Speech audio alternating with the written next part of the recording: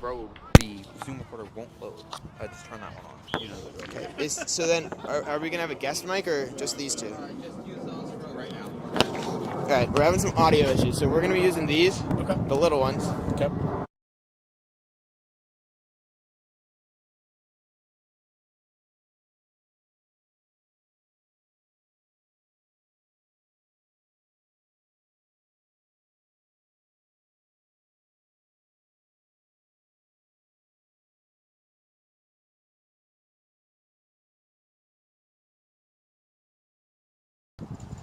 Good morning, everyone. Alongside Mayor Christensen and Mr. Anthony Petrellis, we are here at a beautiful day. It's a little cold, but the sun is out and it's going to get warmer for some Thanksgiving football. Medford, Malden, game 138. Let's do it. Well, fellas, it has been quite a long time prepping for this, and I'm super excited. What are we feeling for the game, and how does this game kind of shape the city and kind of bring the city together? Well, first things first. Oh, here we go. Oh, Got the Malden football already. All right. Well, this is what it's all about. I've been mayor now for several years, and this is the day we all look forward to. And so I'm very happy to be here with you, and I really want to just take a moment to compliment you, James, Thank you. and your organization for what you have done for this game. Yeah, it's certainly been a lot of fun coming and putting this on. Last year we had a smaller live stream. This year we're going big time. Yep. As Medford practices behind us here. Did you do that on purpose? A little bit. Oh, here we go. We got rivalry boy. shirts. Look at this. Mustang football Everybody right here. cut. All right. Well, let's see. So game 138. How does this rivalry kind of bring the city together? Because we've been talking about this Yeah. ever since 137. Yeah. And so that's how it brings us together. It's the tradition and the camaraderie. And, it's something that people from the outside marvel at. And that's what makes it special. If I could just ask you, one thing that I see that's incredible about you is that we cover a lot of sports around here at Beyond Podcast, and everything we cover Malden, you are there at every Malden sporting event. Even to rowing, you were like George Washington crossing the Delaware on the rowing boat going across. I mean, talk about what that means to you to be a part of high school athletics in your city and making sure that, the kids see you there and see that on social media. I think that's what's so great about you. Yeah, I have been asked that question before, and I think because it's all about the kids, right? I mean, we're adults now, and so I try to spend a disproportionate amount of time highlighting our kids, like James. I mean, they are the future, and so that's why I try to go to as many events as possible. So now let's see. You see the game, right? Both teams have kind of have some fluctuating years. What is your prediction for this game, and who do you think will come out on top? Why is he asking me questions he already knows the answer to? Malden. All right. Do you have a score prediction? I don't. It's not about the score. There you go. Exactly. Well, definitely some seniors graduating today on both sides, playing their last football game. What do you think it means to them to kind of, represent their city for one last time? It's something that they'll never forget. From players that I've spoken with in the past, we had our Hall of Fame dinner on Saturday night, and the people there were talking about their game from 30 years ago. So that's what it means to them. And we can move a little bit away from the game now. All right. What would you say your favorite? You said no trick questions.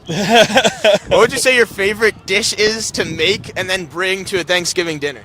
I don't, because if you've seen the way I cook, you would know why. I actually had a cooking show on local access in Malden, and it was so bad they canceled it after 2 episodes. They canceled the mayor show. That's was that bad cooking. And for you, obviously, like I mentioned before, you're such a part of the athletics and being here.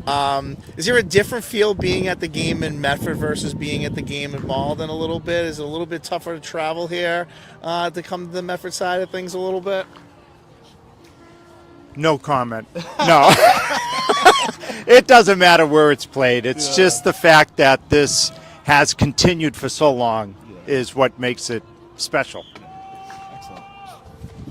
What would you say your favorite memory as a kid of Thanksgiving? What would you say your favorite tradition is? As a kid, I would say it was being with my family. I mean, way back when, I was a paper boy. So I would deliver the newspapers, and I would deliver them so fast on that day because I wanted to be home and being with my family. That's what I always remember from being a kid. Well, that is certainly, I think everyone can kind of, bring people together, eating some great food, nothing like Thanksgiving. And I think just even going around the table, that was my personal, one of my favorites is, saying what you're thankful for. You're kind of taking a step back and realizing, how much there is to be thankful for. And I think that's one of the best parts of Thanksgiving. Absolutely.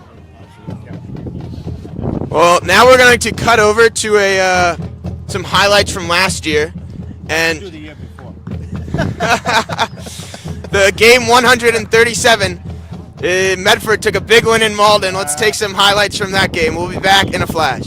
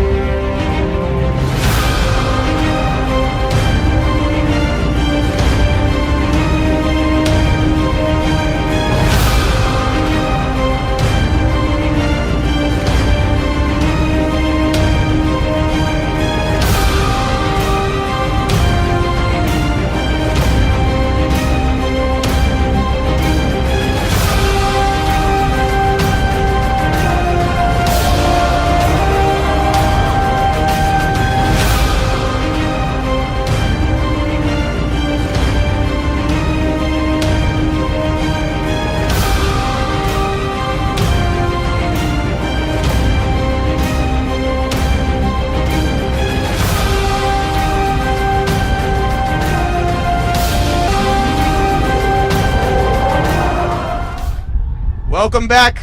Here with the athletic directors of each school district, Mr. Rob O'Leary, Mr. Charlie Conifrey. Well, gents, it's the day. It's time here. We've been definitely playing this for quite a while. What are you guys expecting from this game, and what are your predictions? Well, this is a great rivalry. It's been going on for 138 years, and I'm expecting a big W by Medford this morning, keeping the trophy right where it belongs on Winthrop Street in Medford, and I'm also expecting a good, hard-fought football game. One thing I've learned real quickly here is that these two teams have a great rivalry, but they also have a lot of respect for each other, and I'm expecting some sportsmanship. In a tight football game that's going to come down to the wire with a Medford W. Well, first, James, thank you for putting this on. This is quite a production, and we really appreciate being here. And to echo Athletic Director O'Leary's sentiment, I do predict a Malden win, not a Medford win, and we do have quite a bit of respect for one another. I like to say that 364 days of the year we're friends, but today not so much. High-scoring game. We have some electric running backs on both sides. We're hoping that McGuffey can have one of those 200-yard games today and surpass the 2,000-yard for the season. So go Malden, beat Medford. Yeah, I think it's a reason we kind of put you guys on either side of the line here. Don't want any beef going on.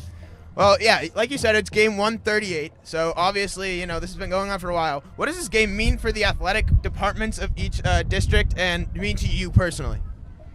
Well, for me, it's my first one as part of the Medford-Malden rivalry, but I grew up on the North Shore, so I understand what the rivalry is, and it starts with the IA breakfast, and people coming down after that, and no matter where you live, if you live in Medford or you live in Malden, this is the day that everybody talks about for the rest of the year until next year. So it's bragging rights. It's Thanksgiving Day. It's Massachusetts. It's what high school football is all about.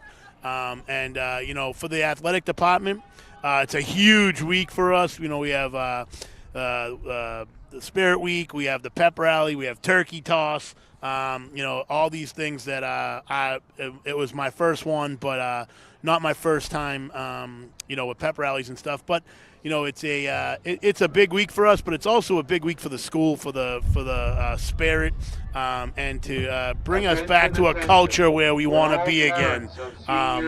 Especially where a lot of games are dying out. You don't see that in Medford Malden.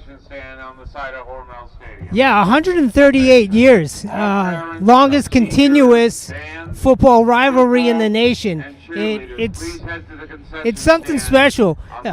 Petrellis and Beyond Podcast did, I think it was last year, you did a fantastic video montage dating back. I don't know where you got the footage, but it was pretty cool watching through the years, 138 years in a row.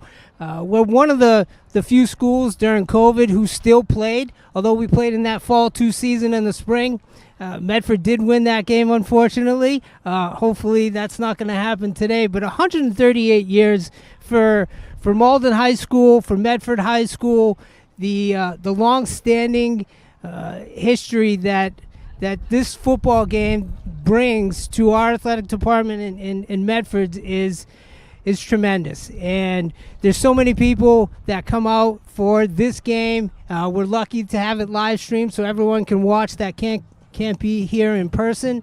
But I'll tell you, anybody who's put on either the blue and white or the blue and gold and played in this game, this is the game that they remember. Whether they were 0-10 or 10-0 coming into this game, records are out, and we're just looking for a good game today. Yeah, I mean, you talk about the setup of this, as you guys mentioned, like college game day right now. We got the band playing over here. We got the teams behind us warming up. It's such a great feel. It's very cool to have. We got senior parents lining up behind us here. Let's just talk about your teams a little bit heading into this game. I'll start here at Malden. You mentioned McGuffey. You guys won your last game against Lexington, so riding high always before Thanksgiving, winning, being in a good place coming in. Talk about that. I mean, that could be an accomplishment today. 2,000-yard rusher, but an offensive line that's blocked for a 2,000-yard rusher, an offense that obviously has produced that. So that's some pretty staggering numbers, great numbers for the football season this year. Yeah, he's an electric young man. Off the field, very respectful. On the field, he's an animal. He gets after it on both sides of the ball. He's got a body of a college athlete now. We rely heavily on him and the run game, and obviously, like you said, the O-line is kudos to them because they're opening up the holes for Jaden to have big games. He's had 4, maybe 5 200-yard rushing games this year. He's scored 95% of our points. Let's say we had 28 touchdowns on the year. He has 24 himself and 10 two-point conversions. So it's obvious that he is the bread and butter of our offense. And preseason, we had a devastating loss to our offensive line. We had a 6'5" Noah Granderson who went down with a knee injury. We were planning on Jaden running behind him, but next guy up in the O-line. And we're looking today for some defense because we've struggled on the defensive side this year. We can score, but we have to put effort in on the defensive side of the ball as well. That's a great analysis, and that kind of jumps into you here, Rob. I mean, your team is now riding a 4-game winning streak, scored 58 points here. So talking about defense here, scoring a lot of points last game. The Mustangs are playing some really good football at the right time of year. Tell us a little bit about your squad and what's going on. Well, it's always good to beat a Catholic school, so that's that's a positive in the last game. When the publics can win a game like that, that's big for us, big for all the public schools. But we were 1-4 when we started this ride, or 1-5 actually when we started this ride, and a lot of teams could have packed it in, could have went 1-10, but shows the grit, shows the personality of our players, our coaching staff, and our families that they didn't quit. They dug in. They played a little harder. They found the way to win a couple of close games, and then a couple of games that we put up some points. As far as our offense, we can score, right? And I think, as Charlie said earlier, we're going to figure out if our defense can stop the running back today over in Malden. And if we do, we should have some success today. If we don't, it could be 100-99 by the end of this game today. So college game day here, take the over. So it's one of those. It could be one of those days. But I think that the group of seniors we have, the leadership team we have, led by Guy Martins, the captain, and we really got on them after week 5, just about like which way we gonna go, as far as an athletic department and a coaching staff, and they responded. And we're 5-5, looking to go 6-5, 6-win season for a team that was 1-5 is huge. So hopefully we can continue the ride and get a W on Thanksgiving Day. Yeah, definitely some great insight by both of you. Well, thank you guys so much for coming on. We really appreciate it. Now we're going to send it over. A couple weeks ago, I got to sit down with Coach Curley, the head coach of the Medford Mustangs, and we took a more in-depth look at that 1-5, kind of switching the scheme around to a winning scheme for Medford. Let's take a look at what he had to say.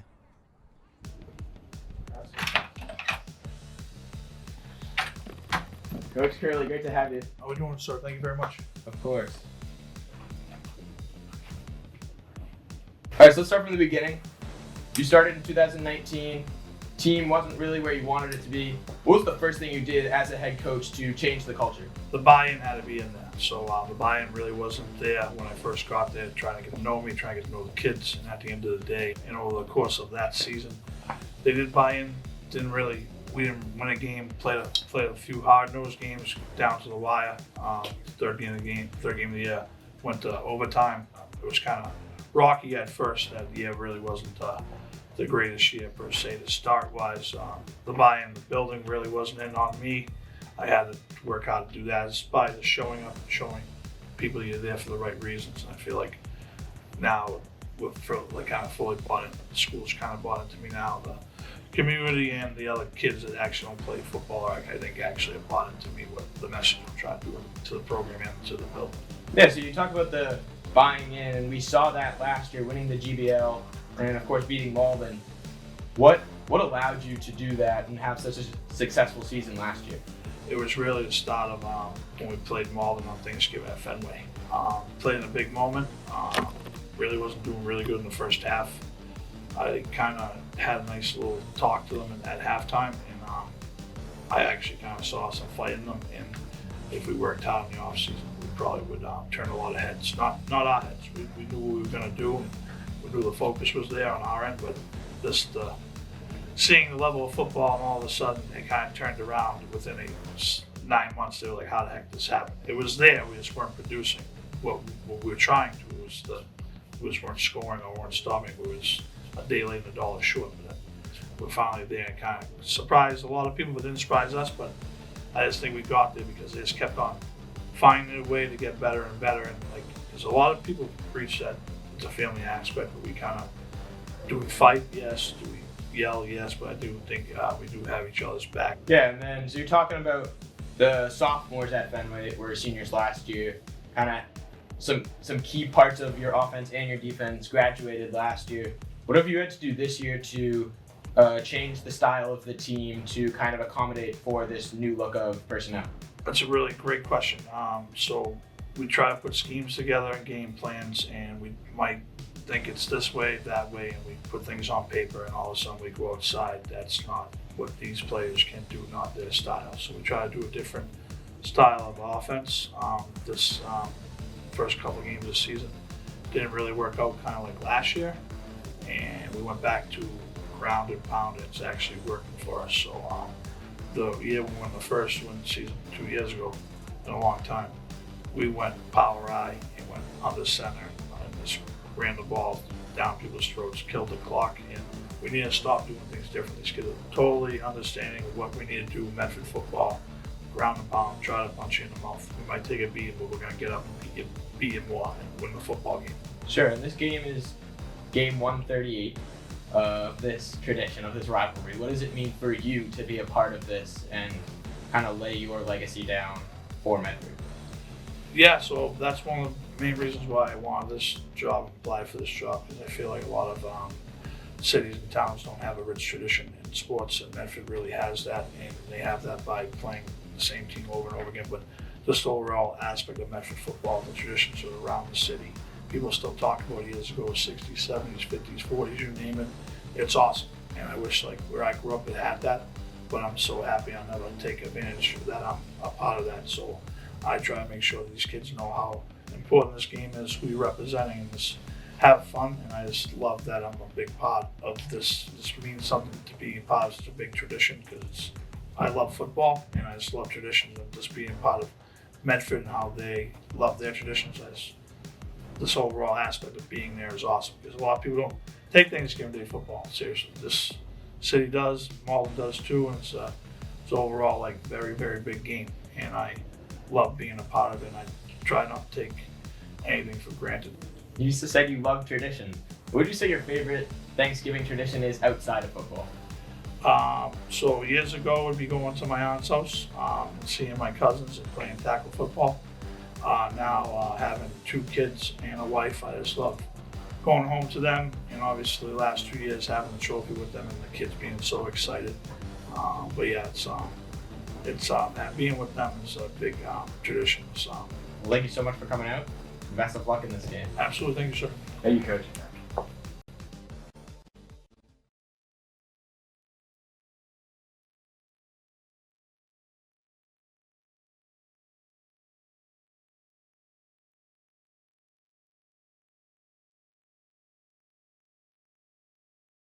Kind of as the districts as a whole. We can start over here. Start over here. Well, I think for me, football does hold a special place in my heart. I grew up watching football with my dad. Still call or text him during all the Patriots games. And for the community, I think, and Dr. Sipp will probably say the same thing, but the Thanksgiving football game is such a big day for the community. It's a day where the community comes together, alumni come, and it's a really nice representation of the community pride. I couldn't have said it more eloquently, Dr. Galusi. It's just, for me, I'm not from Malden or Medford, but I was a high school principal in another community where there was a long-standing rivalry also, and it's just such an amazing atmosphere to be a part of, seeing, as you said, the alumni coming out, students, folks from the community also. And for me, it's just a joy to be a part of it.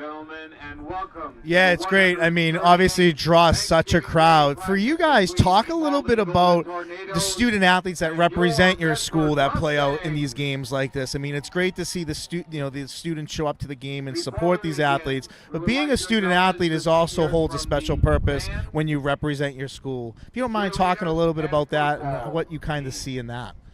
Well, absolutely. I mean, for a lot of students who are athletes, it's such a discipline for them to balance the physical training and being a part of a team, and then also the academics, of course, as well, and sportsmanship and teamwork. All of those things you see coming together over the course of the season, and for a lot of, especially our seniors and juniors, this is the day they've been dreaming for since they were 8 or 9 years old, right? So it's just really exciting to see these, in this case, young men, out on the field, and obviously the cheerleaders representing too. But it's just really exciting to see the students this culmination of all their work. Nicely said. I think the only thing that I would add on to what Dr. Sipple said, which was really nice to see, is like the tradition and all of the celebrations that lead up to this day. We were lucky to be a part of the luncheon that happened earlier this week, where the senior members of the football team and the cheerleading team all got together at the Malden Moose, and it was a really nice time to see where it's a sportsmanship healthy rivalry, because they all came together. Even the cheerleaders all sat together at the same table, and it was just, we have a 138-year history of the rivalry, but it was great to see the sportsmanship behind it. Yeah, and as the seniors are now getting acknowledged, the PA speakers coming in. That's what that sound is. So let's go into this game. What are your predictions, and do you have a score prediction for the game? Ladies and gentlemen, the seniors. I will not hazard a guess in that camp. However, I'll predict a close game, and I'll predict a Malden win. The cheerleaders. Oh, I'm sorry, Dr. Sipple. Julia Almeida. The Mustangs are going to win. 28-12. 28-12. That's definitely not a bad prediction. Well, now we can move more away from the game. What is Thanksgiving? What is your favorite part of Thanksgiving, and what would you say your favorite memory is as a kid of Thanksgiving? Okay. Sure. Marcella Lucas. Well, Thanksgiving, I think, is a holiday that just is all about loved ones and being thankful for everything that you have. So I always host Thanksgiving. My sister's an ER nurse, so we usually do it the day after. I luck out. But it is about just having family around, loved ones. Growing up, I loved watching the Thanksgiving Day parade, and then, of course, the dog show, and then a day of football. So we kind of brought that tradition as my girls grew up, now 20 and 22, but we are recording the Macy's Day Parade and the National Dog Show. Yeah, a lot of echoes with my own experience, and our family moved here from California a few years ago, and so we've kind of adopted family here, and we're hosting today also, and I think you might be asking a question about dishes. I've got an 18-pounder in the oven right now that I have to get back to very quickly to make sure she doesn't burn. So the turkey's your favorite? The turkey's my favorite dish, yeah, absolutely. And I got a great cranberry sauce recipe with pecans, and it's really, really good. A little bit of cayenne. Do you have a favorite dish that you like to make? Well, my family won't let me not make my sweet potatoes, like my candied sweet potatoes. So that's definitely a good one. Mr. Richellis, do you have a favorite dish? I love stuffing. I don't eat stuffing enough, but Thanksgiving I feel like I'm always packing a little bit of extra stuffing on for a second or maybe even a third helping sometimes, but stuffing for sure. Well, thank you guys so much for coming out. It's been certainly a pleasure. Well, just a couple days ago, I got to sit down with Mayor Brianna Lungo-Kern of Medford. Let's see what she had to say. Well, now we have Mayor Lungo-Kern. Thank you so much for coming. Yes, happy to be here. Thank you for having me. Now let's start with this game, right? Game 138. You know, this rivalry has been going on for so long. What does it mean for you personally and the city as a whole? Sure. I have been born and raised in Medford, so growing up at a young age, especially as an athlete myself, I have known about the Medford-Malden rivalry probably in middle school, and then having gone to Medford High, learning what like the blue and white really means to a person. It's a pretty important day for not only the athletes, but the band and the color guard and our cheerleaders, the parents, but also just the entire community. Yeah, it's just, we want Medford to succeed, we want them to do well, we want to cheer them on and bring home a win. Yeah, so you mentioned kind of going to Medford High and feeling that blue and white spirit. What was your favorite memory going to this game when you were growing up? When I was growing up, I think my favorite memory was bundling up in clothing that would keep me warm and going with my friends and cheering the team on. There's still footage out there of us dancing and having fun and just having a great day before the big meal we were celebrating with our family with. Of course, yeah. And so what do you think the best part of kind of having the community rally around the team and kind of all come together on Thanksgiving is? I think it's just a great way to show not only team spirit and Mustang spirit and support our high school students, but it's a way to bring the community together and you'll go to the game and you'll see people you graduated with, you'll see old coaches you may have had in high school, you'll see a lot of the older alumni, and everybody's there having fun and cheering on the team, excited, and obviously great memories, when they win and everybody goes crazy, and it just sets the tone for the day. Not only are you thankful you're with your family and finally in the warmth, but the Mustangs just won. That was the best morning, and I still will see people I graduated with, especially those when I go to a reunion and they played football.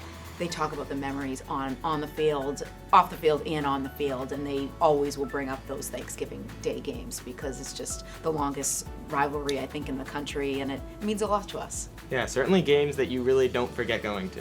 Oh, absolutely not. And I've gone as an adult, unless I'm away with visiting my husband's family, you just don't miss. It's just something you don't miss. If you're in the community, 10 a.m., it's a great time to just grab an hour or two to watch such an awesome rivalry, and great way to start your day. All right, let's get into the hardest question. What is your prediction for this game? My prediction is that the Mustangs will bring it home again. Last year set the tone. We had a great team, and I feel like I've heard such wonderful things about this season and our team. They're fighters, and they're gonna fight through and bring us home a victory. Yeah, certainly looking good for them, and this season has certainly been a lot of fun to cover. Yes. Well, let's move a little bit away from football now.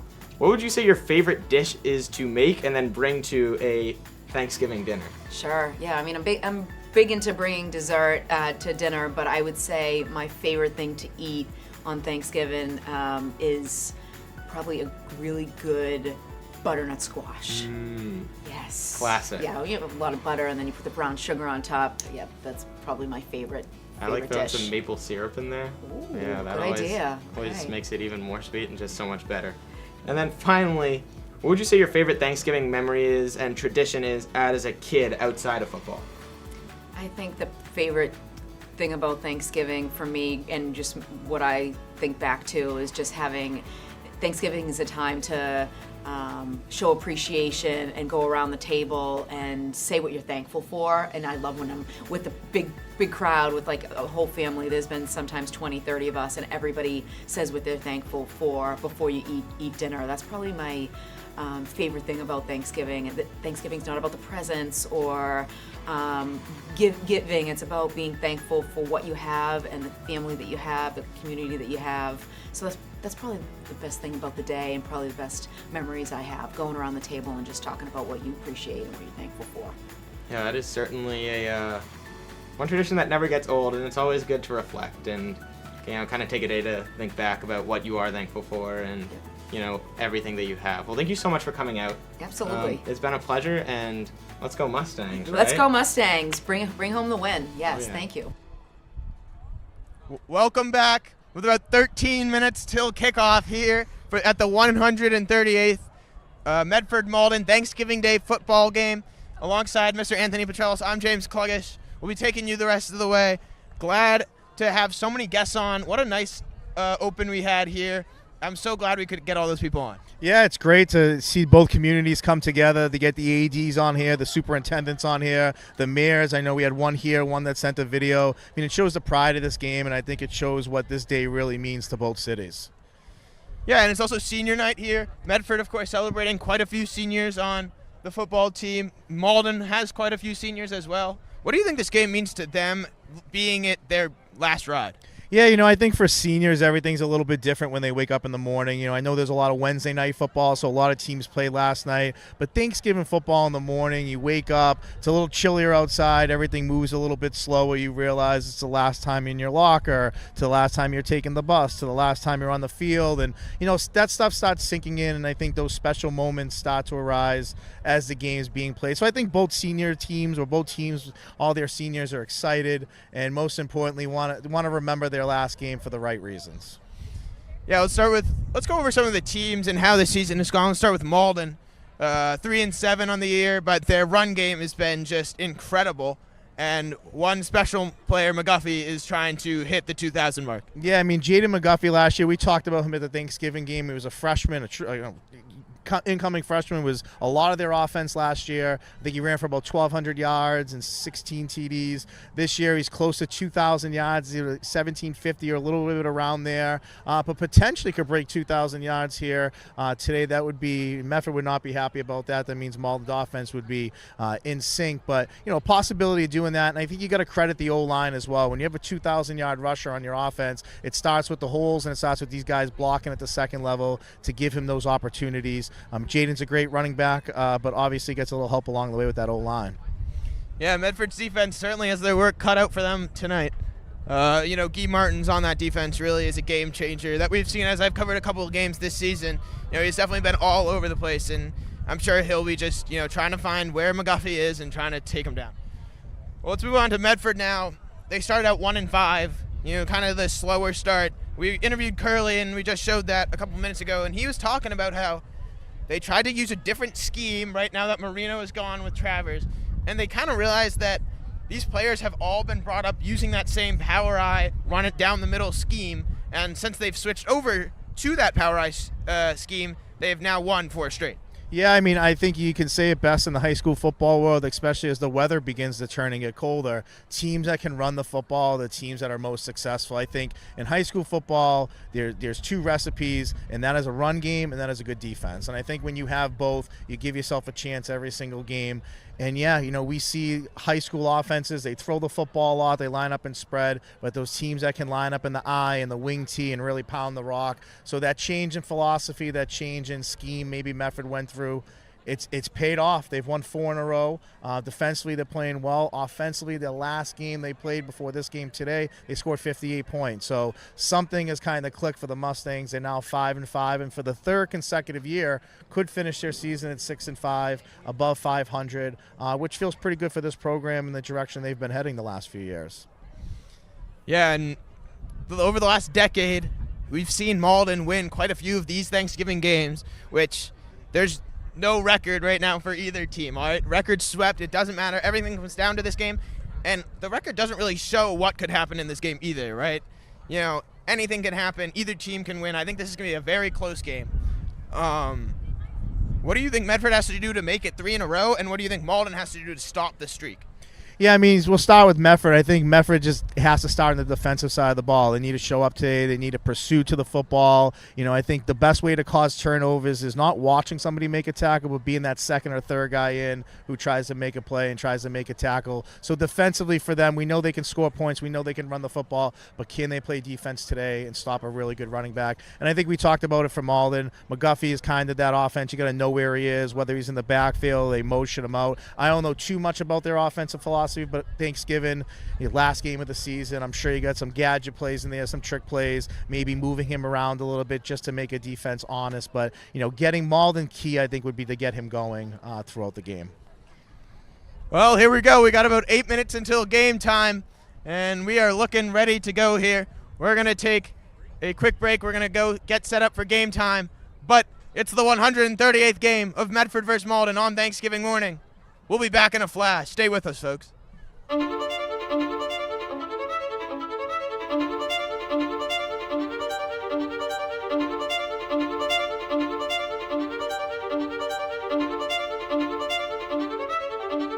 Game 138.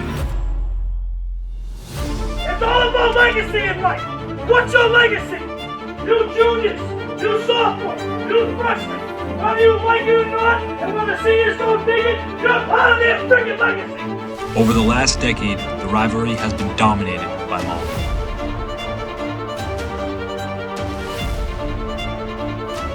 But with wins in the last 2 years, Medford is attempting to make it a streak. Takes a snap, looks, throws, it's up, it's to the end zone. Does he have it?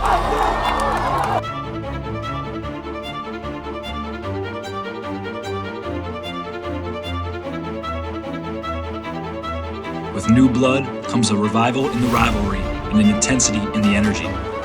Great run up the sideline. He's going to keep going. He got a blocker. Into the end zone. Touchdown. Touchdown for Florentine. Since 1889, it has always been just two teams in a day with destiny. Marino on the run. Breaks another tackle. Another one. Marino. He's going to go. It's Malden. Throw is caught. It's Medford. Breaking a tackle. Go. He has some yards. Go. He's going to go all the way into the end zone. It's Thanksgiving. And it's on the sideline.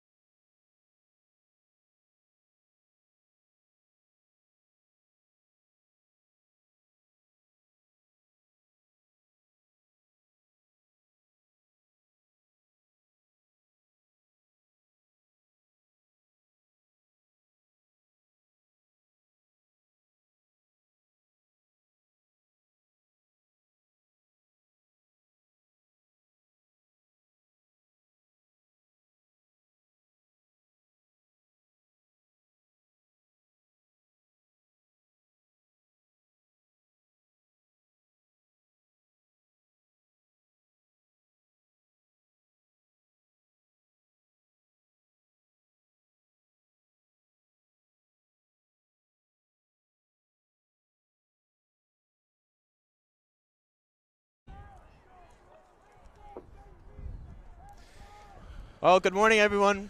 From high in the stands here at Hormel Stadium alongside Mr. Anthony Petrellis. We are live for some Medford Malden football. Medford will start with the kick, lands at the 34, and the Malden player will step out of bounds there. Well, Malden will start with the ball first as Medford won the toss and decided to defer there. Well, like we were saying in the open, it's all about this Malden running game.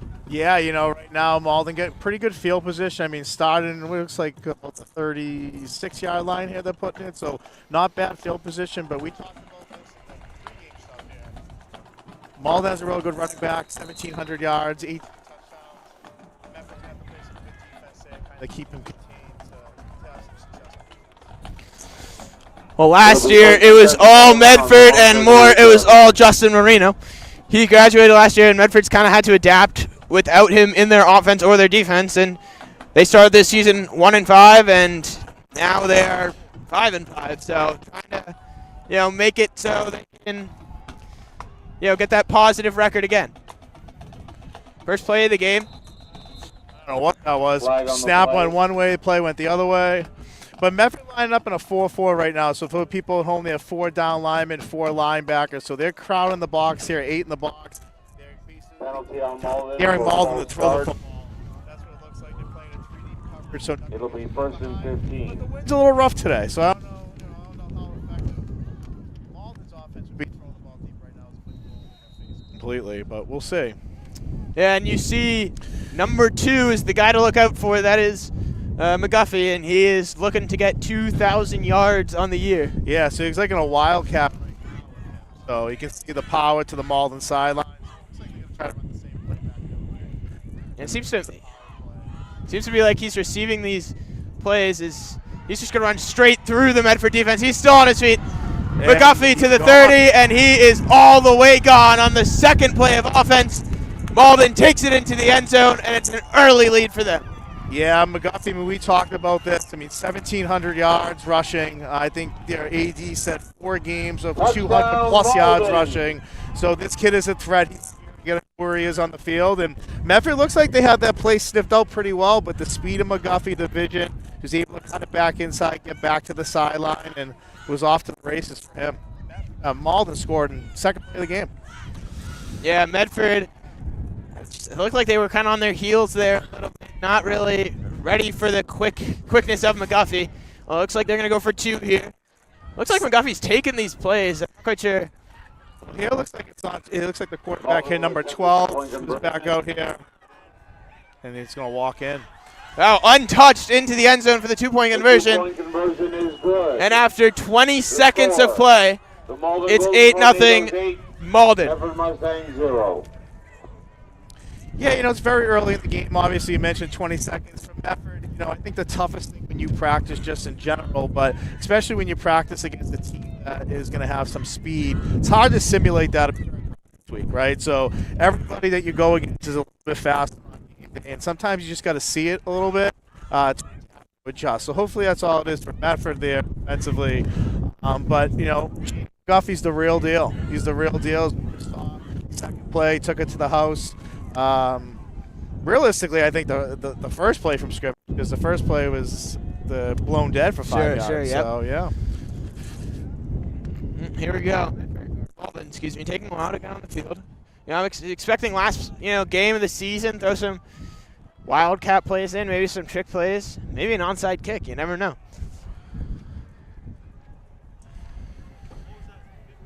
We're going to see Medford's offense out here in a minute. Pretty balanced offense. They run the football. I mean, the last 4 weeks, they've definitely been a little bit more of a ground attack, but they have a quarterback who can sling the ball around a little bit. So, see a little bit more of a balanced attack today. But, yeah, Trav Moody definitely has quite an arm. Off the kicking tee there. It's famous. Yep. The wind certainly is just been hounding all morning. It's oh, it fell again. Wind chill is definitely cool here. Now they're gonna have someone hold it. Yeah, this is it's like a small thing. Ball's not held right, or quite hits maybe the guy will hold his hands. He hits into the ball, being good field position from Medford when they get it.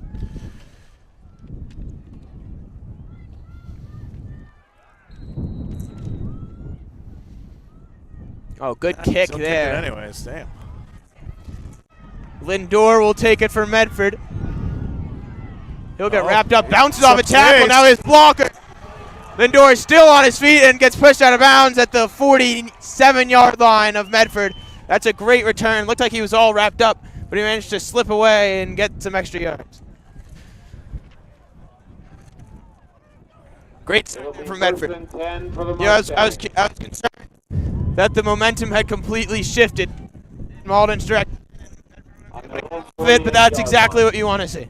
Yeah, now you get to see Trav Moody hit run the offense, 2 quarterback, baseball player in Medford here, but took over the reins for Justin Marino this year, quarterback, and has done a pretty good job here. Looks like we've seen him coming out like a power eye with. They're going to want to pound the block as well. Power eye with Guy Martins in the backfield. This is a handoff to Guy. 2 hands on. He'll get 2 yards, wrapped up, get an extra yard. It'll be a gain of 3 and a second down and 7 for Medford.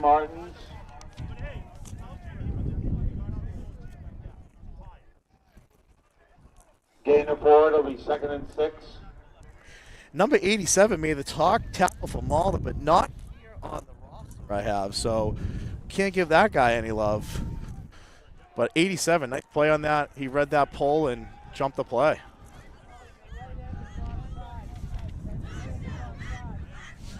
Again in the power eye. This one's right up the middle.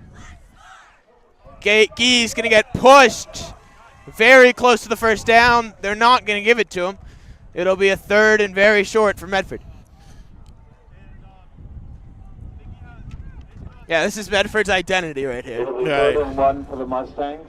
And, I would safe to say they're in 4-down territory here. They're over the 50, 3rd and 1. Even if they get stopped at the line of scrimmage, don't be surprised here if Coach Curley keeps the offense on the field for 4th down.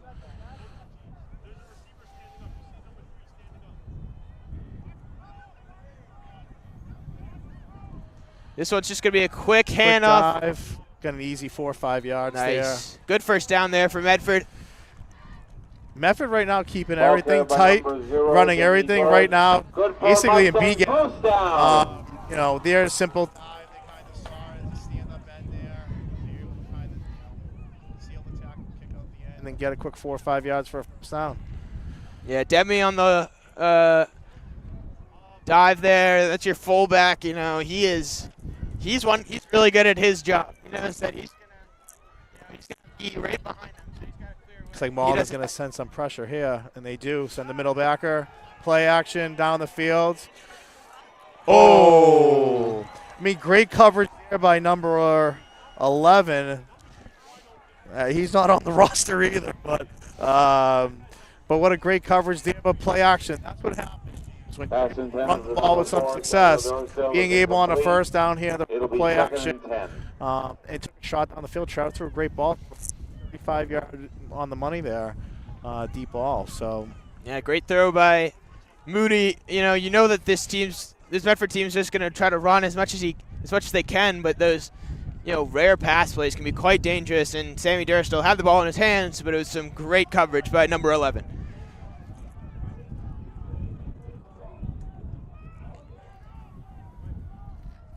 Wants to send some pressure up the middle, and they do again. He gets through, but Guy still on his feet, gets the first down in a huge play. That pressure came from the right, and Guy saw it and found a hole. Yeah, Guy Martins is pound for pound toughest kid on this team. He plays defense at 100 miles an hour. He runs the ball like he's eating bullet, and he's not afraid of contact. Tough kid. You'll be hearing this game a lot as this game goes on. He's a big key factor in Medford's success on the field. Correction, 25-yard line. So on the 25, in that power eye, it goes Travers, then Demi, then Guy. Guy takes it. It'll be a run to the left. There's a flag on the play here. The sideline. I'm guessing. Looks like Medford will probably. They might take it. They'll give him a 1st and 5 if that's what the call is. It'll be 2nd and 5 for the Mustangs. It's either that or it's going to be an illegal formation on Medford, but it could be an offside or something on Malden. We'll see here.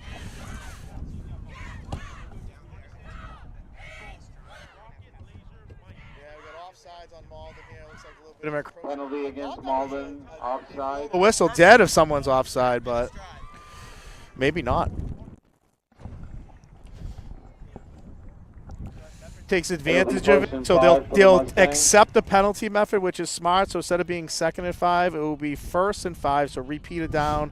Medford still gets the same distance on it with an extra down, so it works out. 8:37 to go here in the first quarter. Malden took a very early lead on their first play of offense, of scrimmage, obviously. 20 seconds in, it was 8-0.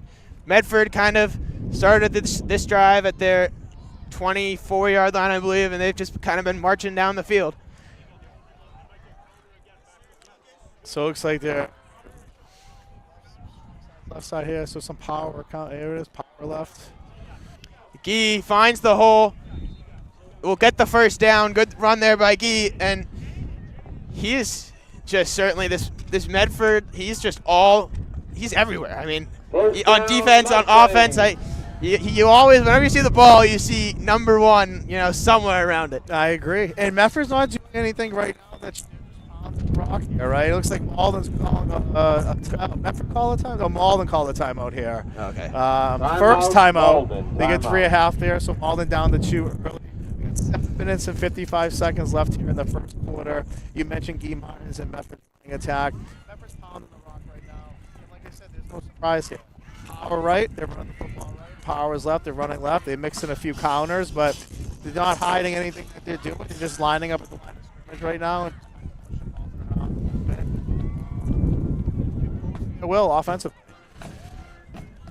Yeah, like you said, I think Malden almost knows what they're going to do and still having trouble to stop it. And I think that's Medford's identity almost, is that just, we're going to run it up the middle, but we're going to run it harder than you can defend. So they've been doing well so far. So I got to ask you, at some point at halftime today, are we going to make it our way down to the concession stand and see what's going on down there, what they're going to be serving, what the line's like and stuff? I feel like we have to. I mean, last year we certainly did, and they were all out of warm food at halftime. Yeah, but Malden was rough. I think all they had was muffins and donuts left when we went down there. Well, it's Chris Murphy running it this year, so we'll see.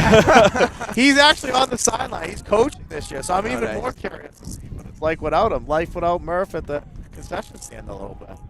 Here we go. Medford out of the timeout here. First down from Malden's 14-yard line.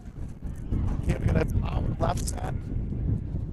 This is where they kind of run the weak side a little bit to keep Malden on it. Loading. That was about 8 yards there by number 1, Guillaume Martins. Right now, Medford just has control in front. If I had to give my analysis of what's going on, the O-line is just kind of pushing the D-line around a little bit right now, which makes it hard for linebackers. They're making tackles, making great open field tackles, but 6, 7, 8 yards down the field, it's tough for them to do that consistently every play. Yeah, we've definitely seen that Malden or that Medford O-line be such a strong point this season. Mombardi, Mikey Jules, definitely some of those bigger guys that can really move a D lineman out of the way. Here's the run. It's going to be a run right up the middle. Guy's going to keep pushing. They're real close to the goal line. They're going to call it short at the 2. It'll be a first down, so first and goal, but Medford looking to just punch it in here. Yeah, I mean, it'll be first and goal. Looking to kind of run that to see out there, but he kind of saw the push up front and cut that back really quickly. 4 or 5 yards on that. Yeah, one of Guy's best abilities here is just being able to read the defense, being able to read the gaps and find the holes. Well, here we go. Medford in that I formation, looking to punch it in. It'll be a handoff to Demi Gorges. Looks like he's into the end zone. Medford. A huge response drive. Started just short on there. Some not great field position. Medford shows how dominant their run game is and just powers it straight through into a big touchdown to get this one a 2-point conversion away from being a tie game. Yeah, I love that play design too. I know it was inside the 2-yard line, but sending the jet motion across, faking the jet, giving the quick trap dive there, and then faking out the option. Be interested to see if Medford comes back to that later on, trying to do a little misdirection there. Kept it simple, ran a quick little trap, and 2-point conversion. And here we go. This is a big play here.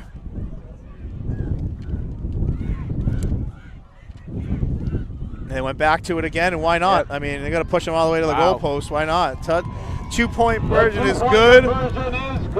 There's Demi Gorges again. Yeah. With that quick handoff and just push him right through. That is a 32 left in the first quarter. They score. what a drive. A lot of confidence, a lot of momentum that is being gained from that drive. 6:32 to go. How does Malden respond? Well, right now we really just haven't seen Malden offensively. Just another reminder, at the halftime there will be a 50-50 raffle by the cheerleaders, so please head down to the concession stand and get your tickets. A 50-50 raffle by the Medford High football and cheerleaders. The boxing analogy took a really a huge blow early. They respond by marching down the field and basically pounding the rock all the way.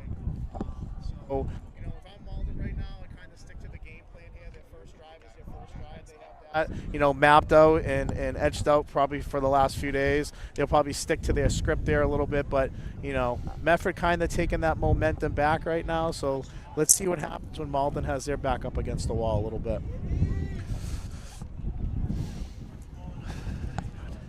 Here we go, Medford looking to kick it off again.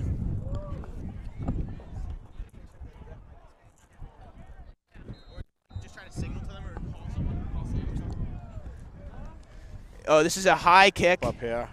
And kicking Caught. it to McGuffey. Yeah, caught at the 22. That's not the guy you want to have the ball if you're Medford right now. He's going to run all the way to the outside. And it's just going to be coming back with the block in the back. 100 flags thrown there. McGuffey's just untouched, pretty much just walking into the end zone.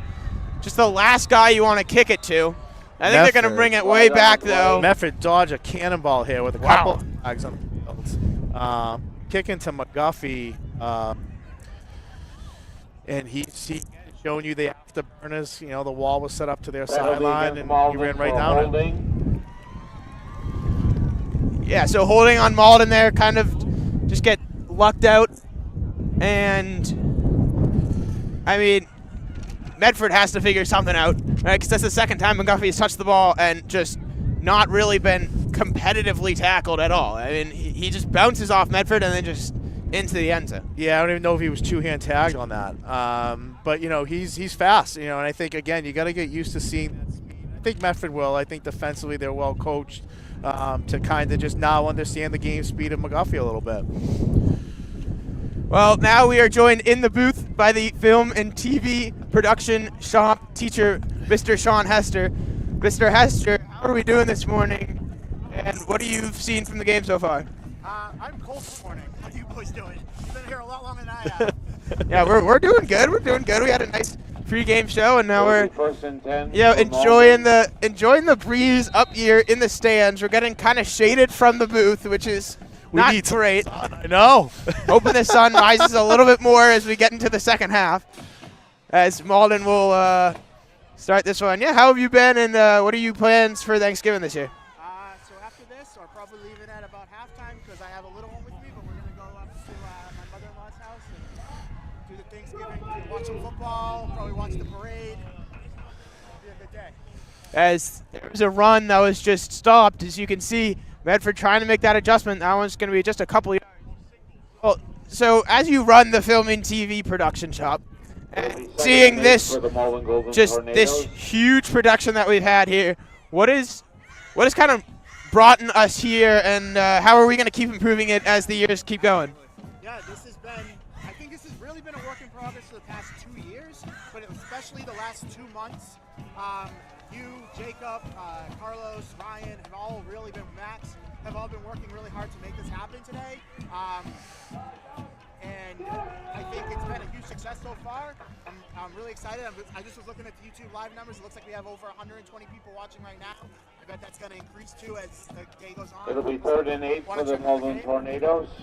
Yeah, so glad that we can give so many people a chance to watch this. I mean, I know that Thanksgiving, it's not a guarantee that you're going to be in Medford. There's so much travel that happens, but this game does mean so much to both of these cities that I'm glad we can, give it to all the people watching at home. Yeah, my favorite story from last year is that you guys did was that someone was watching in Brazil.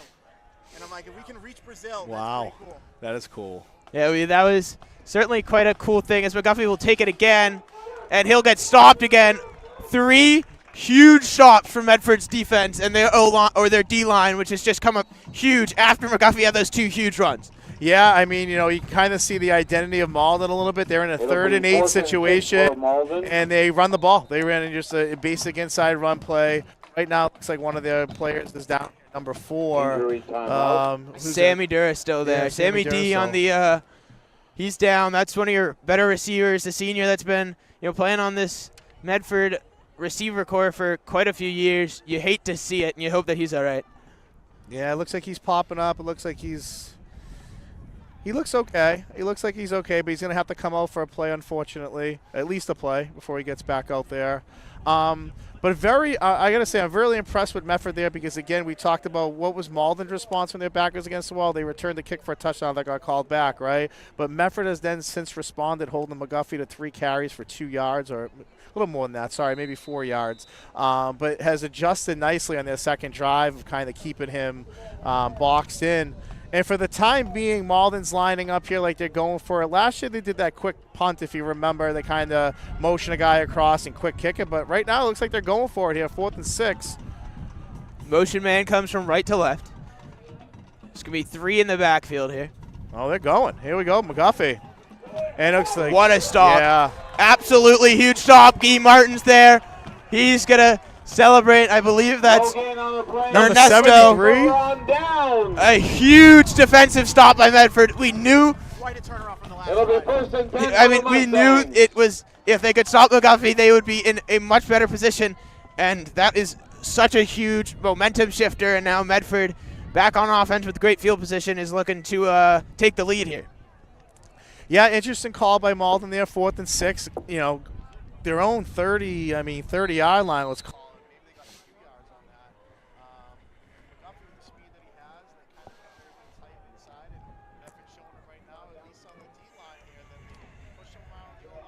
Push around to this. Seems like Medford made some really good adjustments during that long offensive drive. They had a lot of time to talk to their D, so that would probably And we were mentioning it earlier. It's that game speed sometimes. You just can't simulate it in practice. You don't have kids who run as fast as McGuffey does, or kids that are as quick as maybe some kids on Malden. So you got to see it, right? And then you can adjust to it. I think Medford's doing a nice job of that right now. As a Patriots fan, I've seen a lot of first drive scores go the other way eventually. So. It's wild, actually, how many they've let up. Well, Mr. Hester, the left guard for Medford today is Mr. Ryan Lombardi, who's in the film and TV shop. What does it mean to have one of your students playing in this game, and then, of course, a lot of your students producing this game? Yes, it's a lot of fun to see one of my students playing. I feel like the film and TV kids aren't usually the football players, so it's really cool to have them. But we've had quite a bit of athletes come through the film and TV shop, whether it's soccer players, rowing, swimming. We have a lot of great athletes in our ball carrier by number 1, Guillermo Martin. That means they're passionate about the games. When they go onto the games and they film and they take pictures, and that's what gets us content. Yeah, as Medford here had that huge defensive stop. 3rd and 14. Malden had to figure out a way to stop Guy Martins, as Medford's going to they've tried to run it to the outside here a couple plays, and they've just gone backwards. It was a loss of 5, and now it's a 3rd and long. Yeah, we saw earlier, we thought this would be a 50-50 something game here, but both defenses now kind of adjusting to those first drives. Malden with a huge stop there. The defensive end read it perfectly, shed the block of the fullback, and slowed that play down for other guys to make the tackle. But let's see what Medford dials up here at a 3rd and 15, their first kind of long play of the day. Another I formation here. We'll see if they go straight under center. Trav will step back. Now will roll to his right. Pressure coming. Tosses it. It is it's intercepted. Oh, boy. Malden down the sideline here. Number 17 with the pick. He gets taken down. Pass is intercepted. A lot of pressure by Malden there. They sent a lot of pressure. Moody kind of threw it into double coverage there. And let me tell you, for a ball off balance, he threw a great ball, got tipped up in the air by a couple players, and Malden just happened to come down with it. But Malden responding there. A big response for them. They kind of needed it after being stopped on offense. And here we go. We got a Thanksgiving rivalry, 138th annual game here with two teams playing up. Yeah, and certainly, going through Moody's head there, I mean, you have to assume, 3rd and long. I mean, that's the risk, though, throwing that into double coverage is getting that interception, and now Malden with some great field position. He's got an arm, though. Let me tell you, off balance here. He threw a nice. Oh, now Malden looks to throw of their own. This one is. Oh. They're going to say it's a catch. It looked like bobbled a little bit. It definitely looked like it was a very close to being a bobble. I'm not sure. Now they're going to call it a catch, and it'll be a first and goal at the Medford 6. Well, that was number 83. Our roster seems to be cut up at the number 72, so we don't have who that was. But what a diving catch laid out again, Thanksgiving Day. Lay it all on the line, and that's what 83 did. Yeah, definitely looks quite close. Oh, it's a fumble. And it looks like Medford has. Looks like Guy Martin. Looks like Guy Martin's picked it up, and a huge play for Medford right at the goal line. Looked like it was a bad handoff to McGuffey, and they're going to call it Medford football. Wow. Switching back and forth here. That first turnover of the game being a humongous one here. And Medford causing a fumble. I don't know if it was at the snap it was fumbled. It was, quick action there. But number one, Guy Martins, man. Talk about Medford's player. Comes up with the football. Big plays and big games. And that's a big one early. Yeah, certainly a lot of nerves, I guess. Fumble recovered by Medford. And it was definitely, I think it was that handoff between the quarterback and the and McGuffey there that caused that fumble. So here we go. Medford will be a handoff to Demi. He's going to try to get just a couple of yards. Malden's D-line will hold there, and it'll be a gain of maybe 1. Yeah, I think just trying to get their backs out of it as they can there a little bit. They're able to pick up a few yards. Give themselves a little bit more breathing room. But yeah, what a break from Medford off the turnover. Malden seemed to have all the momentum, and boom, actually there's a second turnover of the game. What am I talking about? I said the first turnover earlier. I fell asleep there. But both teams kind of costly turnovers early in this game. Here we go. 50 seconds left in the first quarter. Medford trying to get out of their own, their own end zone pretty much. As Guy will stand on the goal line. He'll receive it. He's going to bounce to the outside and get a good couple yards there. That'll really, give him some space to work down. Number 1, Guy Martin. Looking like a third. It'll be 3rd and 3 for the Mustangs.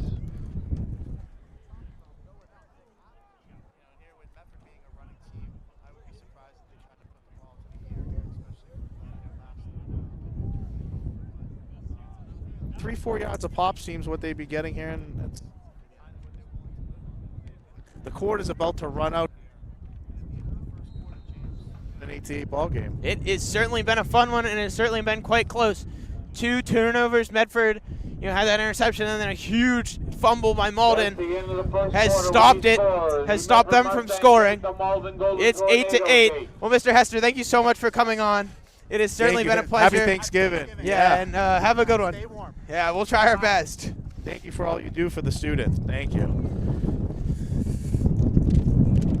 Well, this is a big play here, 3rd and 4. Medford's really just looking to, if they don't get this first down, you're going to have to punt it, and then who knows what happens, with McGuffey receiving. We've seen that on that kickoff. So yeah, right now I think Medford's in a good spot. I think they want to live at 3rd and 3s, 3rd and 4s. Man, this is kind of their bread and butter. I think their playbook's a little bit more wide open. Like I said, I think they want to run the ball in these situations, but it gives them the options. Malden can't load the box, or Malden can't expect certain things. The whole playbook's kind of wide open. So be interested to see what they draw for the timeout. But I just see some sort of power run play from them. I think they'll keep it simple, and they have been controlling the line of scrimmage here a little bit. So we'll see.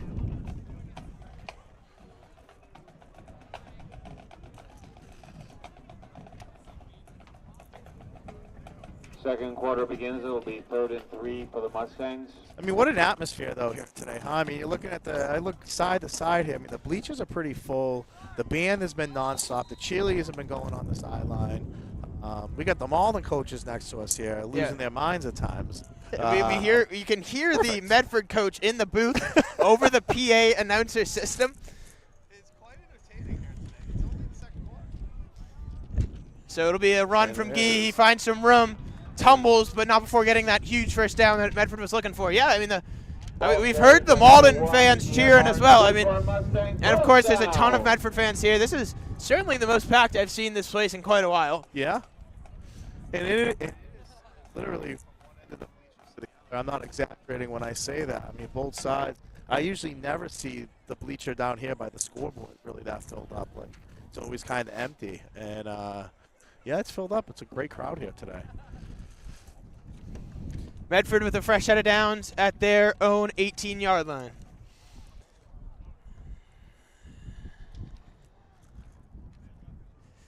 Gee will stand behind Travers Moody. It'll be a handoff to Guilherme Martins. For him. Malden loading the box a little bit more. I mentioned earlier they came out, or Medford came out in a forefront. It looks like Malden's kind of adjusting by bringing more guys up to the line of scrimmage. So both teams want to run the football here. Defense is adjusting pretty well to it.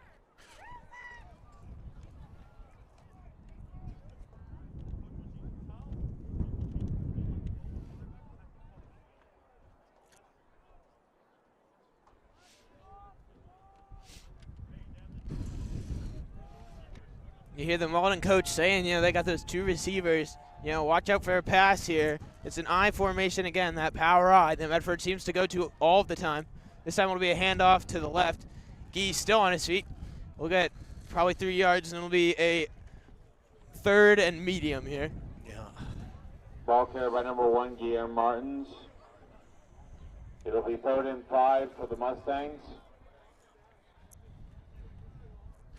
Yeah, we mentioned kind of just this last, set of downs here. Medford was themselves in a 3rd and 4, 3rd and 3. They were able to run the ball 3rd and 5. I don't see much changing. I think they run the ball here, but the wind's kind of blowing at them a little bit, so that's a little bit to their disadvantage. We'll see. Comes out to 4th down here. We saw Malden kind of go deep in their territory on 4th down, and luckily didn't cost them. Let's see what yardage Medford gets here to see if they even have a 4th down. Yeah, they have, Guilherme Martins is that punter, that kind of utility man. See, all right, now we got a switch there. I think that's Coach Curley letting them know that you got to get to the other side. And here comes the pass. No, it's going to run to the left. Kind of went back to the same play here. Oh, what a push here. Huge Not for push. the first down. Wow. He's still on his. He was still on his feet there after that first push. He just continuing to move his feet and get his O-line to help him push, and they got a huge first down there. Martin's good for a Mustang first down. And mentality and attitude when a play looked like it was 1 yard, 2 yards maximum there, and that pushing of the pile and keeping your feet going, you get the extra 5 or 6 yards. That's coaching right there. That's stuff they work on. So if you look over to the sideline here, Guy Martins is getting his shoe tied as he will now run right back onto the field. Yeah, anything to get that kid the ball.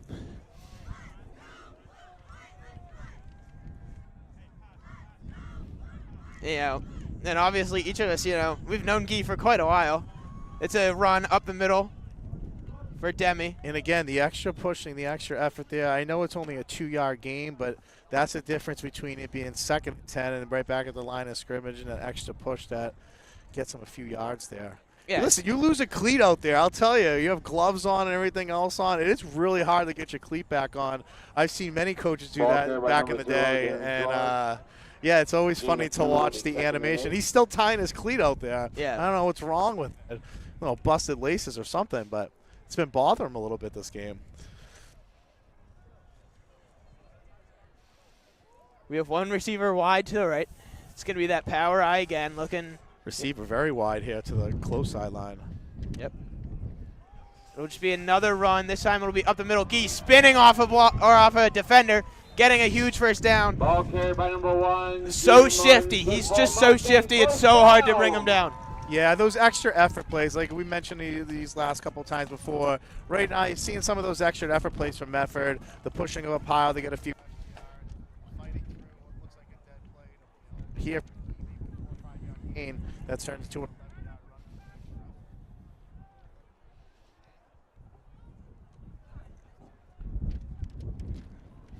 Same exact formation as the last play. One receiver wide to the right, and I formation looking to go left. Trav with a snap. Gee this time will try to get to the outside. What a tackle. That's a great play by that Malden defender. You know, just getting to wrap his tackles up. Jonathan Ventura. What a last name, Ventura. I think it's Jesse the Body Ventura, Ace Ventura. I mean, this guy has been all over the field all game. So it'll be a loss of 1, 2nd and 11 here. This is a big down from Malden here because if they can hold Medford to a 3rd and long here, Medford's gonna have to throw the football. Defensively, just scheming a little bit better, get some different personnel on the field. So let's see what happens on 2nd down here. So it's gonna be the opposite way. Fumble. Gee loses it.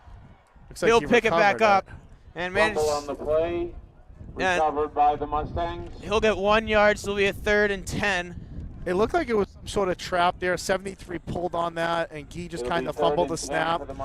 But here we go. Malden gets that break, makes the Mustangs offense into 3rd and long situation here, which has not been in a lot today so far. The only time they have been, they've turned it over. So let's check this out and see what happens on 3rd down. In the past games that we've covered, in this 3rd and long situations, we've kind of see a pass. It's going to be another power eye here. Again, Medford might be looking at the 2-down territory. Get some of it now, get some of it later, so we'll see. Okay, because the play action Here down is the a pass. sideline. It looked like he was tapped as he threw. Yeah. He looked like he was hit as he threw. It'll be short, and so now it's going to be a 4th and 10. Looks like Medford will keep their – nope, never mind. Now they'll take the punting team on and send this one back to Malden and McGuffey with 5:34 to go in the 2nd quarter.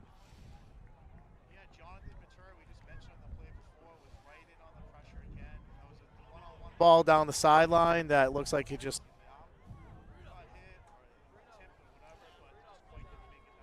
over there. So something that's continuing to be covered here is Guy Martin's right shoelace. Is it still an issue? Yeah, he just got it retied again. It's going to be a high snap. He just gets it away.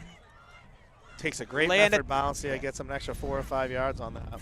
Lands at the Medford or the Malden 35, bounces to the 30, which is where Malden and McGuffey will take over. Guy Martins does everything. Punts for the team too. Guy Martin, a former student at the McGlynn Elementary School, not in my 5th grade class, but I did have him for math. He was great, always fun to have in class. To see him out here on the football field the last couple seasons, but specifically his senior year, it's been fun to watch, and he's a fun kid to watch out here today. He's dynamic, he's energetic. Kind of brings the oomph to the squad a little bit. So Malden taking over on offense here though. Had a lot of success early. They've first play from scrimmage, they scored running the ball outside. They've been keeping everything a little bit tighter now. So let's see if Malden kind of adjusts their offense a little bit. Looks like they're bringing twins here to the wide side. That power backfield. McGuffey side by side there with the QB. Yeah, certainly awesome to have you for this game. As you know, some of these players from the McGlynn, obviously I went to the McGlynn, didn't have you, had Miss Nataro. Shout out to Miss Nataro. Yep. An amazing 5th grade teacher. I think the entire 5th grade group at the McGlynn is just, they are just, it's a great group of I'm teachers. biased. Yeah, it is a fun group to work with. And to see the school in the background here as you guys are watching on the live stream, there's the McGlynn school right behind this field. And Jada McGuffey, they just took it for a 5-yard gain for Malden there on 1st down. Medford looked like they had that play kind of stopped. Medford almost had that play stopped in the backfield. McGuffey fighting through and getting the extra 7 or 8 yards, but it only shows up as 5 yards on the game. Here we go, 4:45 to go. Band trying to give a little bit of a, trying to get some noise going. The band's been great. McGuffey. McGuffey gets wrapped up and tackled right at the line. It'll be no gain. That's a great tackle by Demi Georges there. just wrapping him up and bringing him down. And then Medford finding those extra players to come help with the tackle because you know one guy's not going to be able to take down McGuffey by himself. Yeah, it's great. You know, we talked about Medford kind of setting the edge there. You know, after that first play from scrimmage, you're noticing those corners are kind of holding up with the receivers blocking a little bit more. We're noticing the safeties coming down the field. And the linebacker from the opposite side made a tackle there because Medford did such a good job of stringing it out, allow the backside guys to pursue and make a tackle from behind. So Malden's in a 3rd and 5 here. Medford seems to have McGuffey sniffed out. I don't even see McGuffey on the field, actually. 2 wide receivers to the right.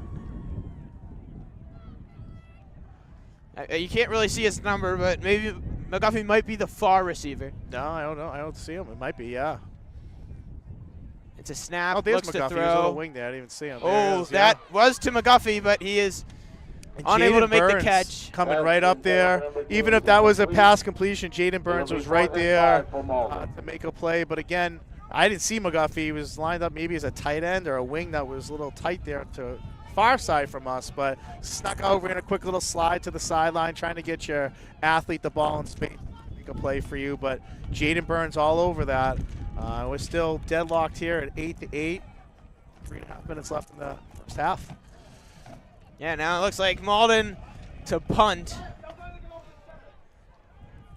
Medford's coaches, they must not be turning the mic off in there. You can kind of hear them. Yeah, I know that's. Out. You've been able to hear some of the when they've been yelling. Lindor will take it, and then 3 Malden players right around him to tackle. So Medford will start their drive at the 32-yard line with 3:16 to go. Yeah, 2 drives here in the second quarter that really haven't gone anywhere for either team. The defense is stepping up here. Once again, another and I think this is what you expected. Yeah, this game has been certainly quite entertaining. Both sides with a really good defense and a really good offensive line just driving it. It's some hard-nosed football, and it's what you like to see. Yeah, I mean, that's exactly what we're seeing here. After the first play from scrimmage, you thought, oh, boy. But Medford has adjusted nicely. I will say, man, that was a dangerous play there on that last punt we just saw. Medford kind of scooped it up there. It was a no man's land, but luckily no turnover for them on that. And they take over here with 3:16. Austin 3:16 here left in the first half. Here's Gee. He'll try to bounce to the outside with a stiff arm, and he'll get maybe 3 yards there on the play. You know, this is probably not one of Medford's strengths is this, you know, quick time. Just, you know, they more like to stretch it out and try to take as much time as they can. But here with 3:10, they're going to have to pick up the pace. Yeah, you know, I think so a little bit. You know, that's a great play by the corner there, number 83. The roster's cut off here, but he forced that play. Not only did he come up and force Guy Martins to a minimal gain, he got him out of bounds. And that stops the clock with 3:10 left. So big second down here for Medford. If they decide to go to the air with the ball and don't complete it, Malden has a good situation here. We got some guys walking by the camera here. You saw some. What are you doing here? Welcome back. Yeah, I'll call them out. It's you and Reese, Cole Brereton Green, Reed Piccini walking straight through the camera there. Great etiquette. My word. What are we doing? Yeah, I mean, I think I tell them enough about this stuff that they would know not to walk through it, but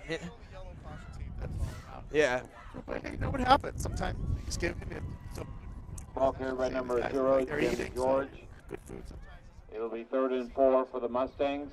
Of course, some of my good friends there. Glad to see them come out and support the team. Yeah, absolutely.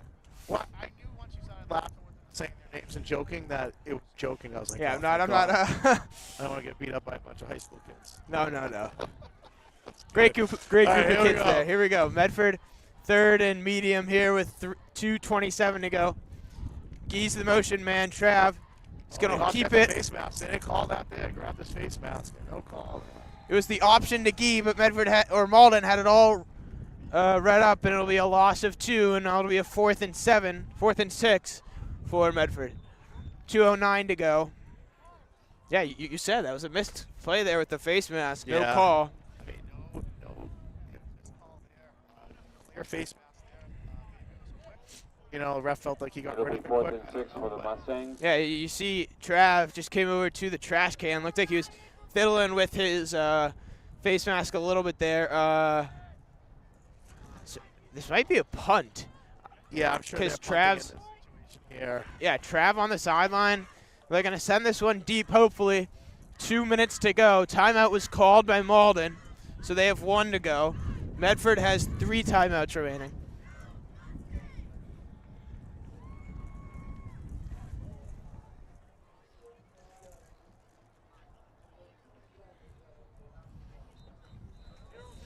You know, both teams have kind of kept to their identity. We talked to some people in the pregame, and obviously what we're seeing up here, both teams really want to run the football, and that's kind of what we've seen in the first half so far. You know, Malden kind of did it in one huge play. You know, Medford kind of did it in their first drive by chipping away and, you know, getting big chunks here and there. And since then, it's kind of been a stalemate. Both defenses have really kind of adjusted to the speed, have adjusted to seeing certain sets, knowing what plays are coming. We mentioned we're next to both coaching staffs here in the booth, and, you know, we get them calling out all sorts of stuff. So it's kind of exciting to hear what they're thinking, too, and seeing as we're seeing it live here. Oh, great punt there by Guillermo Martins. And it's a fair catch by McGuffey, and Malden will take it at the 30-yard line And with being 1:51 to go. Yeah, down there real quick. Medford knows we can't give McGuffey any space here, and they had 2 defenders right down there, forced a fair catch. So I would say that Malden's kind of in that similar situation where the short clock, The raffle is the short clock is not in their favor, but McGuffey really in one play can get a touchdown if you get him open enough. Yeah. So, I mean, time really isn't as much of a concern for Malden, knowing how explosive McGuffey is. Yeah, you know, like we said, they have the ability to score in one play with a dynamic player. It looks like he's calling the huddle, so it looks like he's going to be in a Wildcat here. And that's the kind of the formation they came out in that first drive. We haven't really seen it since the first drive. And here they are back out in it again. It looks like something they might have just recently installed, or maybe, I'm not sure, but a little bit of confusion out there now. But they got everything set. Receivers to short side of the field here. Yep, 3 receivers, or 3 in the backfield, 2 to the left. It'll be a run from McGuffey to the right side. Like you said, that Wildcat, Medford will stop him after a gain of maybe 5 or 6. 5 or 6 there, yep, with 1:42 to go and counting. And if I'm Medford, I'm living by that, right? You know, they get the ball in the second half. Right now, they're playing defense, not to just let up a score. Running the ball is great from Malden, but for them right now, there's a minute and a half left. They want to try to score here. It doesn't seem like they're in too big of a rush. You know, in offense, we haven't really seen them throw the ball, so maybe a 2-minute drill isn't something that's a huge strength of theirs here. But Thanksgiving, they're hustling to the line here to try to do something before halftime. Another Wildcat to McGuffey. This time it's to the left side. Wow. Oh, there's Sammy D, who was limping earlier, just took McGuffey straight to his face and was able to tackle. Yeah, number 2, he's a little shaken up there. Good for Malden, first down. But you know what? It's Thanksgiving, and you know, you put yourself out there, you put yourself on the line, man, and that's what he did there. And here we go. Malden right back to the line. Regular, you know, the quarterback's back in the game, so it looks like they want to throw the ball here a little bit now under a minute. Here we go. Here's the throw. The fade ball. It is. There's some PI on that for sure. I think there was a little contact even before the catch was attempted to be made there. Flag on the play. So huge gain there on the penalty with 37 seconds left. It'll be a first down for Malden. But it's high school football, so it is 15 yards, correct? Yeah, you know, it looked like he kind of hooked him on that a little bit as he kind of broke to the corner route there, and then there was a little contact at the play. I think the ref held on to the flag to see how it would result, but as soon as there was a little bit of contact at the end there, that flag came flying out quick. So it is not spot of the foul as it's high school football, so it'll be first and 10 at the Medford 45-yard line, 37 seconds to go. The clock is stopped. 10 for Malden on the Mustang 45-yard line. 8-8 ball game. Here, you know, Malden scored on that first play of scrimmage. Gee showing pressure. This is gonna be a quick toss. Off there. Wow. Good tackle there by the Medford defense. It'll be 2nd and 9 with 28 seconds to go. Timeout. I'm sure this has to be Malden's final timeout. It will be, and they'll be out of timeouts with 26 seconds to go. Yeah. So I mean, that was, you know, Guy Martins caused a lot of pressure on that play. They were able to slip it to, you know, the tight end there. I don't know if that was by design to let him release to come in like that, but regardless, Medford pursuing right to the football there. What looked like a little bit of open space and some yardage there. He was shut down pretty quickly by 2 Medford defenders. So we got 26 seconds left here. Malden just used, I believe they used their last time out here. They may have one left, but it looks like I believe looks that's like they're out. third, yeah. Yeah, they're third. So yeah, we'll see what happens here at the end of the half, but Malden takes a couple shots to the end zone here. You know, high school football, the most important thing for people to remember at home is a first down, the clock stops, right? So the clock doesn't reset until the chains are set. So Malden there could have been calling 2 plays in the huddle there. One, if they get the first down, they can hustle to the line and use very minimal time to run a second play. Let's see how they adjust to that. We'll quickly just stop your time. Yeah, so here we go, 26 seconds to go. It's going to be another throw. He's going to keep Martin with pressure. Yeah, again. run to his right, keep the ball and run out of bounds. That's a smart play there. Takes quite a few seconds off the clock here. 17 to go. It'll be third down. I think a few extra seconds might have ticked there. Yeah, I know. You see, you look over to the clock and it's still going down. It stops at 17. That's what happens when you get a home field advantage a little bit. The timekeeper might give you an Loss extra of second or two. 3 on the play. It'll be 3rd and 11. So it looks like he lost yardage there. Must have stepped out of bounds. Yeah, he might have stepped out before then.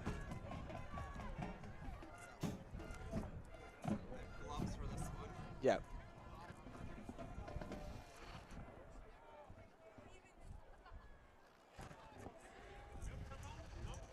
Here we go. Another throw. 3rd and long. This one's going to be aired out. And it's just. He did. He had a step, but. Pass is incomplete. Just, I don't think you could really read the ball. 9 seconds now in the first half. 4th and 11. Malden's going to be careful here because that play only took about, what was it, 17 seconds? That took about 8 seconds. So if they were to throw another 4th and long here and don't complete it, you might give Medford a shot at midfield here to keep one. Especially when we know we had a hometown scorekeeper there that take a few seconds off. Might keep a few extra seconds on there. Who knows? Might cost them now. Yeah, maybe, give it a second before you start the clock. We'll see. We'll see what happens here. Malden in the huddle. This is going to be, unless they can get a 4th down and then somehow get it out of bounds quickly, this is going to be their last play of the half so far. And T-shirts being thrown up. Yeah, here we go. Cheerleaders just chucking these things into the call. It's going to be a run from McGuffey up the middle. Malden will make the stop. Call a timeout here if you're Medford. Well, it's a turnover here, so they should get a couple seconds. That timekeeper was quick to stop that with 2 seconds left. So it'll be 2 seconds to go. Medford will have. Turnover on downs. It'll be 1st and 10 for the Mustangs. So Medford will have 2 plays here. So if you look on the sideline here, I don't know if you could see it, but number 73, that's Mikey Jules. That's one of Medford's big O linemen that has really been helping Guy Martins get all these yards. He's sitting. Has not played for, I believe, the entirety of this quarter. We'll see if he comes out for the second half. Yeah, Medford's got 2 seconds here. I mean, you just chuck it. Or they might just take a knee and go into halftime. We'll see. Yeah, and that's what it looks like Coach Curley's electing to do here. 2 seconds left. Why cause any, possible crazy turnover here? 8-8, going to halftime.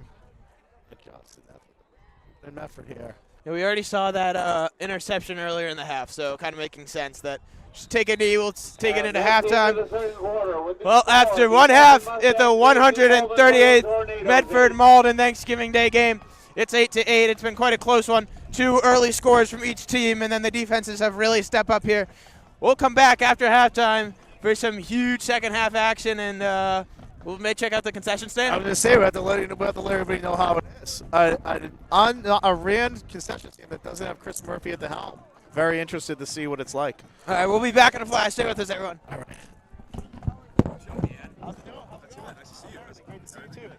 Happy Thanksgiving.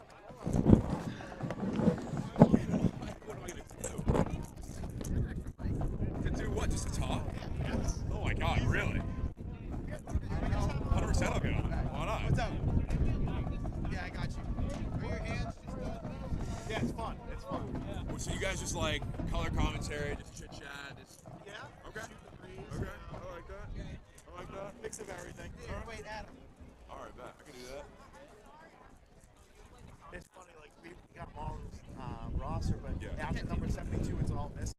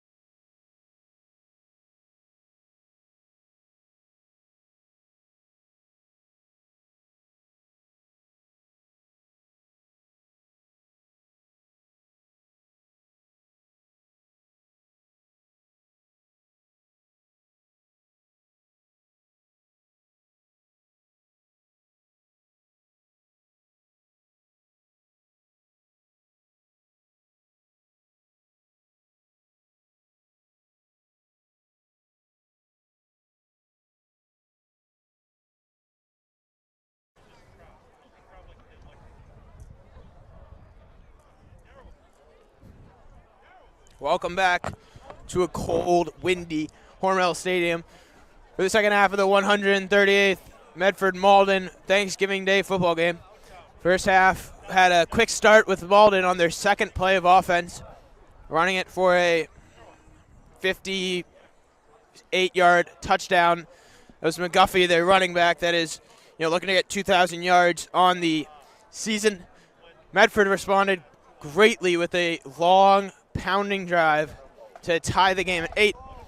Since then, it's been just a defensive-heavy game. We're about to draw the winner of the Both games have been playing great. Thank you all for supporting the Medford Mustang cheerleaders. And the winner of our raffle is Stacy Orlando. Congratulations.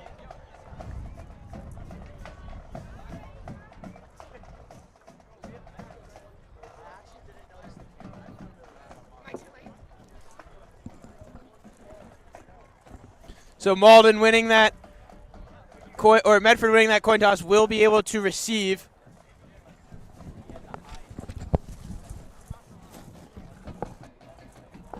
Freezing? a little bit.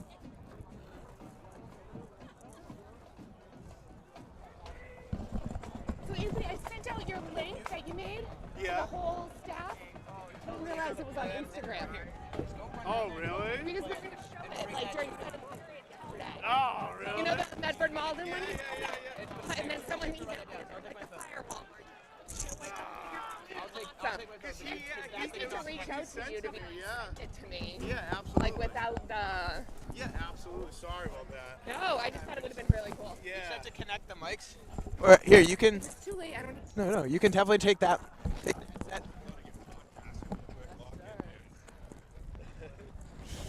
Oh, here we go. Malden kicking it away. We've missed Cabral on the headset now. How are we doing this morning? You know, it's a little bit cold, but this is the most exciting day there is. It's Thanksgiving morning, Medford Malden. This is like pride right here. Yeah, game 138. Kind of crazy. You've been on both. You've been on both sides. Fun fact about me is I was a house principal, Holland House principal for Malden High for several years. So being here and seeing everyone, especially like, I get a little confused because I don't know all the Medford families yet. So when someone comes up to me, I'm like, oh, is it Malden, Medford? And I kind of have to fake it sometimes.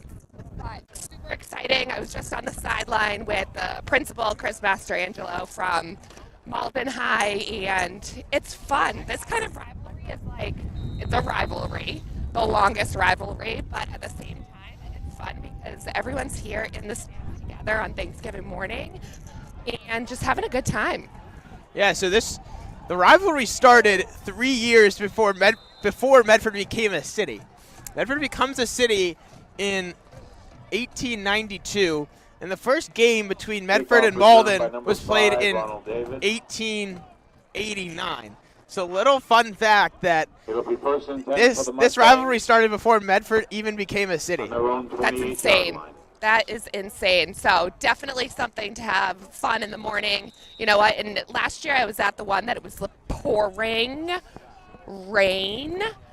And I was like, what am I doing here? And then I just had to remind myself, like, how many cities get to have this kind of rivalry and Thanksgiving morning? So yeah, certainly unmatched. And it's good to see that, as here's Guy Martins. He'll break free. Guy Martins with a huge run, getting up to the 50-yard line. Good for a Mustang, first down. We know he has that explosive drive. Malden's done well, but now he's taking a big step into getting to break free. It'll be 1st and 10 for the Mustangs on the 50-yard line. As we welcome back Mr. Petrellis into the booth here. Yeah, so, I mean, this week's just been all leading up to this game, really, for Medford High School. We had the turkey toss yesterday and the pep rally. What do those things kind of mean, and how is that bringing this Mustang community closer together? Oh, I have been working really hard to bring pride into Medford High. I think Medford, the city of Medford, has such pride for the Mustangs. We've been working really hard at the high school to like feel the student pride coming back. And I really think like yesterday for the pep rally, like I felt the energy coming back. I don't know if you did. What do you think? Yeah, I think it's certainly, you can kind of feel it walking through the halls now, and with how much change has happened, you can definitely feel that pride, and you can feel that spirit kind of coming back, and you can see it in the students. Yeah, I definitely. On the Malden 30-yard when I go to school, I'm definitely excited to be there, and I'm excited to be a Mustang, definitely, and I think the change and the revival of that pride is certainly prevalent. I mean, you can see how many just students are sitting just around this area, this camera. Yeah. The amount of students that we have here and the amount of alum that come back is awesome. Key with another really just good pressured run there. Oh, now we got some extracurriculars. So not what you want to see here. I mean, like I was saying, this is a good rivalry because of how good the sportsmanship is. Obviously, tempers flare in there, but this morning we had both athletic directors on, both superintendents on, and it's one of those things where I think everyone kind of understands, how much legacy is in this rivalry, and how, it's less about hating the other team and more about, loving like your school and your pride. Yeah. Just to support that, I agree, but at the same time, we gotta win this. I've been tied right now, and that's just penalty on Malden from sportsmanlike conduct. I've been talking with quite a few football players in the last week, and it's a lot of not even thinking about the idea of not winning this game. It's it's not if we win, it's when we win, and it's Malden 11-yard line.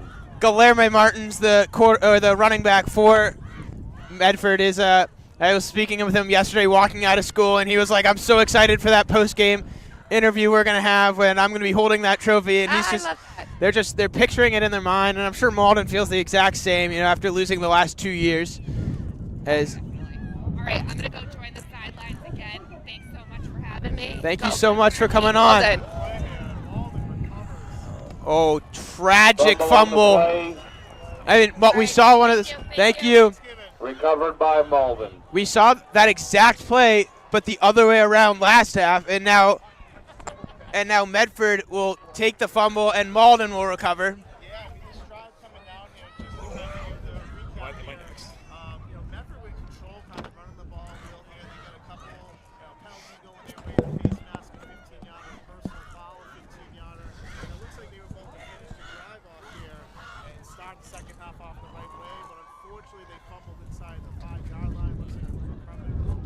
It'll be 1st and 10 for Malden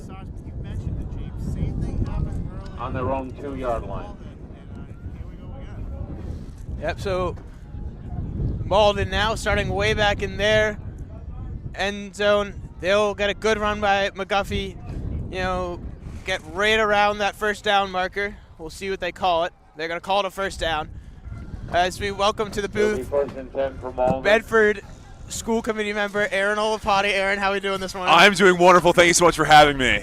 Yeah, so, what does this mean for you as obviously alumni of Medford High and now a school committee member? For me, I got to say, I was not much of a football consumer. I did not watch the games all that much when I was in the schools, but I've since become a massive Malden and Medford football fan. It's, I think, one of those things where it brings the community together. We're trying to increase the McGuffey all the way into the end zone. Medford's just unable to stop him there. By number 2, Jaden McGuffey, good for Malden, touchdown. A huge run. Medford's just caught lacking after the turnover, and Medford now is gonna, lose this tie, and now they're gonna have to be fighting from behind. It's all right. A lot of game left. We still got about a quarter and a half. We still have a lot of movement here. Yeah, so you're kind of in both bases too, along with Miss Cabral. You're kind of touching both sidelines here. A little bit. I am a bit of a treacherous trader from time to time. I work for Mayor Gary Christensen in my daily life, and so I've become accustomed to the Malden culture and many players on the team. The work that I do is youth employment, and so many of the players on the Malden team work for our program. And so I've come to know Coach Witchy and their staff, and they've really tried to increase their team culture and camaraderie, and I think Medford is doing the exact same thing. Well, big stop there on the 2-point conversion. but I can see you wearing the Mustang scarf. Oh, it's Medford every single day of the week. Never will I wear Mustang gear. I can appreciate what they're doing over there, but this is Medford land no matter any day of the week.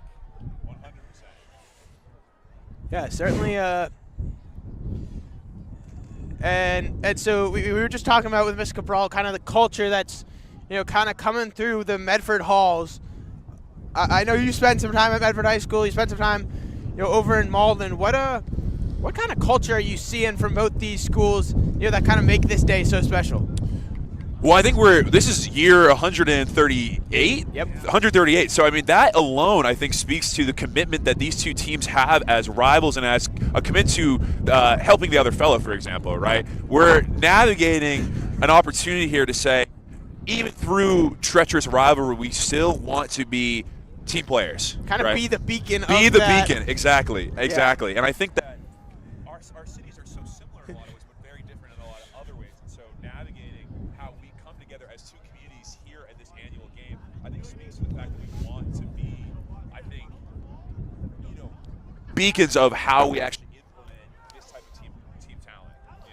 Sure, and obviously they have that. They have that lunch earlier in the week where both teams come together, kind of showing that camaraderie and that, that the sportsmanship, looking to, look up, laugh, love, and lift each other in a way that you're not going to see on the field, but it's good to see the sportsmanship is still there. I think exactly that's what you want to do, and that's what we're trying to, I think, teach our students in general, is that these are student athletes, right? We want them to be committed to play on the field, but outside the field, we want them to be strong participants in the community, and that means shaking hands, making a smile, making sure you're committed to saying that when we're on the field, we're rivals, but when we're off the field, we're just fellow compatriots. Certainly. Well, about 9 minutes to go here in the third quarter. Medford is losing right now 14-8 as Travers Mooney will take the field. What do you see so far in this game, and what do you think Medford needs to do to come out with a win here? I think Medford needs to be a little bit more explosive. I'm seeing a lot of running down the pocket. I'd like to see a little bit more airing out of that football if possible. I understand they're trying to be conservative. It's cold, so I know the players are starting to feel that as we're getting into the third quarter here. But I want to see a little bit more of that throwing. I think that Malden's defense is pretty consistent about closing up that pocket pressure. So I think the next quarter and a half is going to be evident in what they're trying to accomplish. Oh, that's good. Well, I'm sure you have some, shaking of hands and making some friends to do with the rest of this game. It was a pleasure to have you on. Thank you so much for having me. This is great. Thank you, guys. All right, have a great day and happy Thanksgiving. This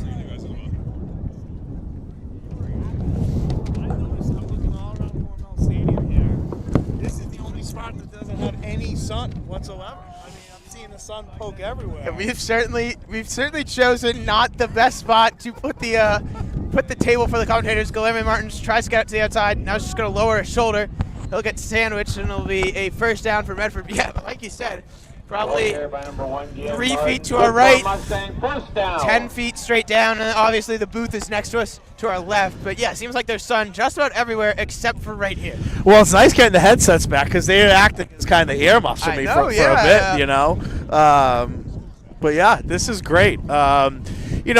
Just to kind of recap a little bit, we had some great guests on here, the principal of the school, school committee members. I mean, this is great to see the whole community out here. But Medford really drove the ball down their first drive, about to score, ball popped out, and McGuffey being a player. The second play after that turnover, McGuffey again, right down the sideline, just outran everybody.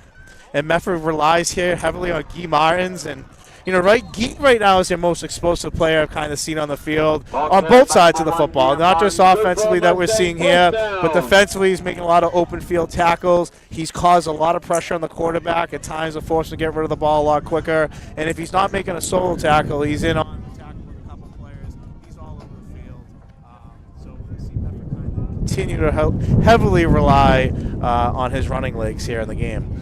Yeah, the wind seems to have just picked up just a couple moments ago, as now it just sweeps through this, already kind of cold crowd. It seems like it's dropping a couple temperatures. We'll see what it does to the players on the field as Guy Martins takes it again.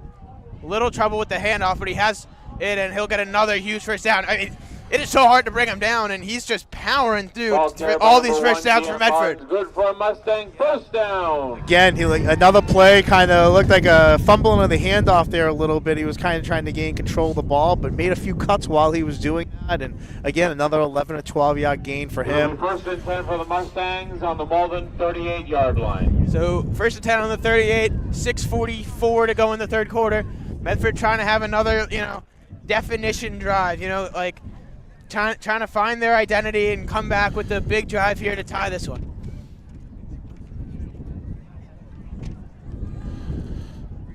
It's another run right up the gut. Looks like it's going to be a gain of 6, maybe 7 on that one. Yeah, you're looking at like a 3rd and 3, 3rd and 4 here maybe at this point. It'll be 2nd and 4 for the Mustangs. Sorry about that.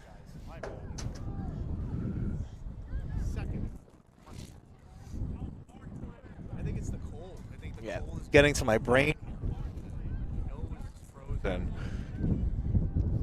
I mean, there's only so much you can ask for the sun, At some point, it just becomes location, and that location was chosen wrong by us. I mean, it happens, Hey, we're grinding it out with the boys, This one will be very close to a first down. Looks like he won't make it, so it'll be a 3rd and 1. Demi George. Excuse me, that was Demi. 1 for the Mustangs. And I think you might just go back to that quick handoff to Demi, or maybe air it out here, knowing that you'll have that 4th and 1, and you want to take that drive on the 4th and 1 play. Maybe take a risk here. We'll see. I mean, I agree. I think what you said at first, that fullback, that quick little trap dive we might see, but 3rd and 1, you're in 4th down territory. This would be a shot, time to take the shot. And there's that dive exactly as you called it, and boom. 7-8 yards on that play alone. By number 0, Demi George. Medford hasn't had trouble running the football. Medford's been running the football pretty consistently all day long. Obviously, the turnover there at the beginning of the half maybe changed the momentum of the game. But I'd be interested to see after the game what the yards per carry were, because it's up there. I mean, it's at least 6-7 yards a carry, I would say, at this point for them, which is pretty impressive. Yeah, I feel like a Tony Romo call on that one. I just absolutely, definitely a handoff to Demi. You see the formations enough now. You kind of see what's coming a little bit. Back into the I formation. This time it'll be Gee. He's going to try to get to the outside. That's Holding coming back. comes in. I think they're going to call number 3 there for holds. Number 1, Guillermo Martins. There's a flag on the play.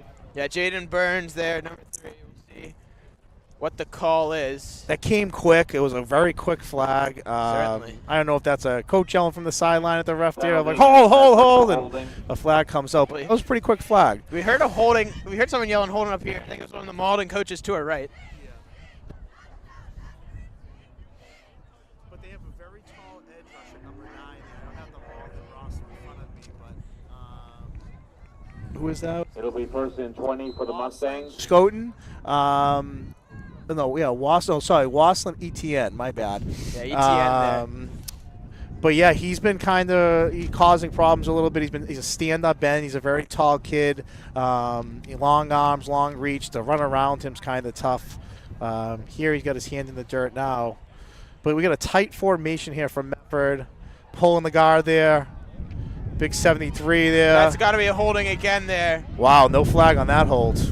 I mean, that was as... Ball carried by number 1, Guillermo Martin. That was about as worst hold as I've ever seen. I'm certainly, as a Medford High student, I would love to see Medford win that game, but I will say that was certainly holding. Sometimes you just, listen, you could call a hold every game, every play, I'm sure. Yeah. So, I'm sure there's ones that we just miss and don't see. But, yeah, so good thing for Medford there. Yeah. But way back here, obviously lost some yardage. 17 for the Mustangs. So this is where we're going to see the Mustang playbook maybe open up here. Yeah. You'd love to see interested to see if they'll, maybe take it to the air here. Oh, here it is. There you go. Trav, too high there.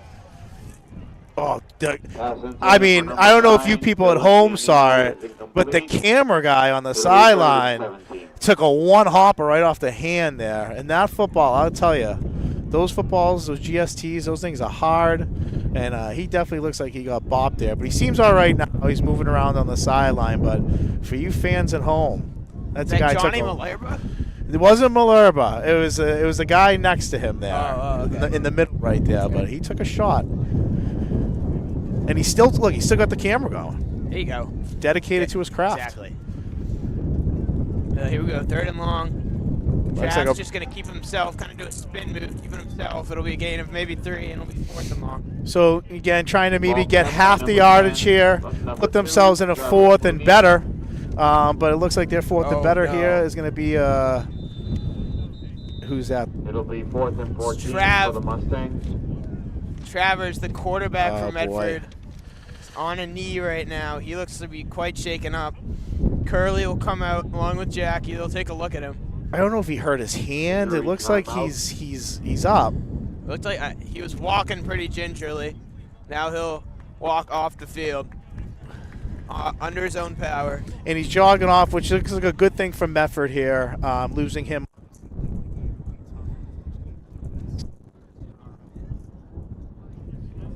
And he has to come out for a play, which now makes this 4th down a little bit more difficult for Medford here. And it doesn't look like Medford's going to elect to use the timeout here. You got to conserve those timeouts. There's only 3 in the game, and late in the game you need those timeouts. So 4th and 15 here. Number 5. Who's number 5 here on the Medford roster? David Ronald David. Ronald David.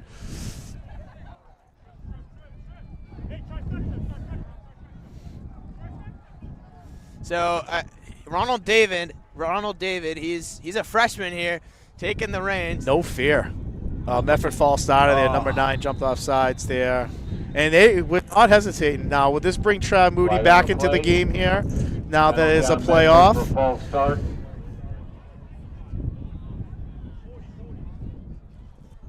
Well, it looks like we're getting a little bit of a preview of what Medford's QB future looks like. Yeah, we saw Ronald David in a couple of those games earlier this year. He is one explosive kid, and he'll be running right back out there. Trav will stay on the sideline for this play. It looked like that way he was going to pass it. Yeah, it looked like he was dropping back. That was a straight drop back pass, unless it was some sort of draw. He's quick and shifty. We'll see. But so Curley, clearly some confidence in the kid here, as he's going to look to make kind of a miracle play, 4th and over 20. He's going to throw it. Throws it up the 4. Short, and it's just going to be – honestly, it wasn't a bad throw. No, not a bad throw. A little bit of a jump ball. Maybe receiver jumped a little too early there. But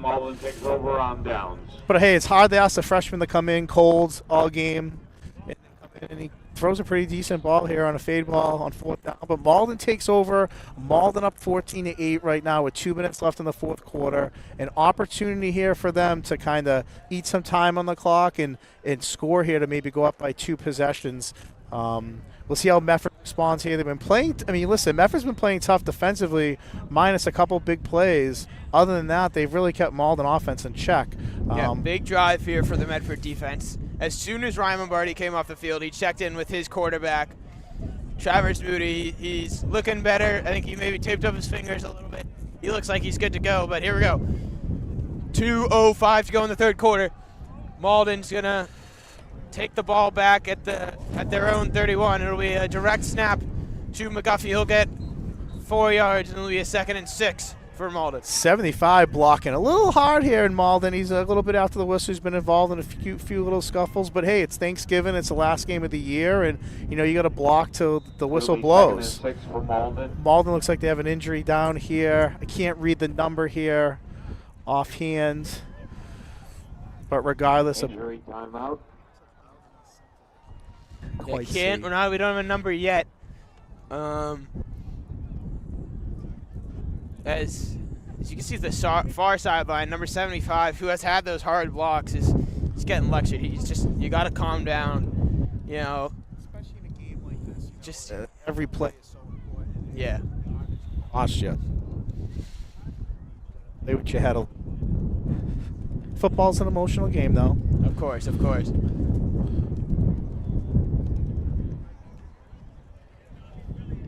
Now I look at people out here. I mean, I'm shivering. I'm shivering cold. I mean, a lot of that has to do because we're in the shade. We got some people out here. I mean, I saw a coach wearing a T-shirt out there. I know they're shorts. So like, Curly's in his shorts, which Like I mean, kids is sitting just here. wildly impressive. Sitting here in like short, long sleeve shirts, and that's it. I mean, maybe I'm just getting too old. I don't know what it is, but I'm literally shivering here with my jacket on. Yeah, we got a Medford coach in a short sleeve shirt. I mean, you got to be really dedicated. I mean, the to whole pull that game. off. He came out warm-ups with that on. Yeah. Like, so that hasn't been like during the game, you're sweating, the heat of the moment. And that's number 88 there. Again, we don't have him anything beyond number 72 on the Malden roster. But number 88, he's been playing tough for them on both sides of the football all game long. That's a huge loss for them. Maybe somebody who doesn't the stat sheet, but someone who does a lot of things right on both sides of the football from Malden. That's a big injury for them. So next man up, that's the mentality on Thanksgiving because there is no tomorrow. Exactly. And Malden's 2nd and 6 here from their own third. I mean, the fans have come dressed prepared. You see the blankets, all of the pom-pom hats, all of the hoods up, the winter jackets. So, I agree. And most of them are in the sun right now, and just enjoying that sun. Well, here we go. Like you said, 2nd and 6 for Malden. It'll be a handoff to McGuffey. It'll be to the left.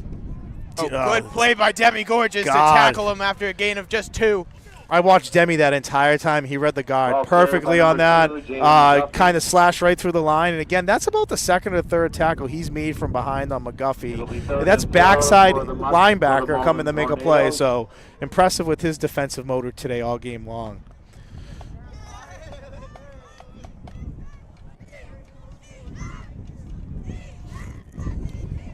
I love the Snoopy blanket down there. You see, that's like such a Thanksgiving-themed blanket that person has, and they have it wrapped around their body like they're a Jedi,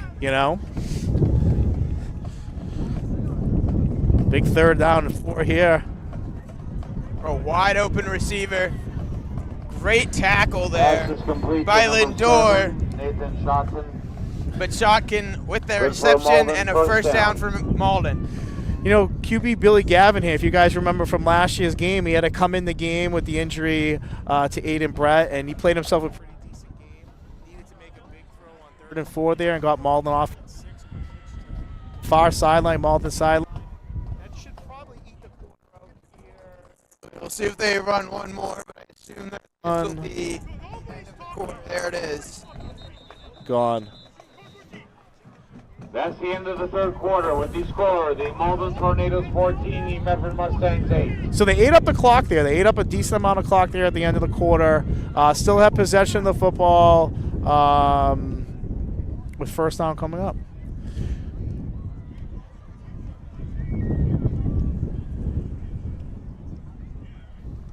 Yeah, certainly just some gorgeous scenes here at Hormel as we take the turn for home here. 12 minutes on the clock.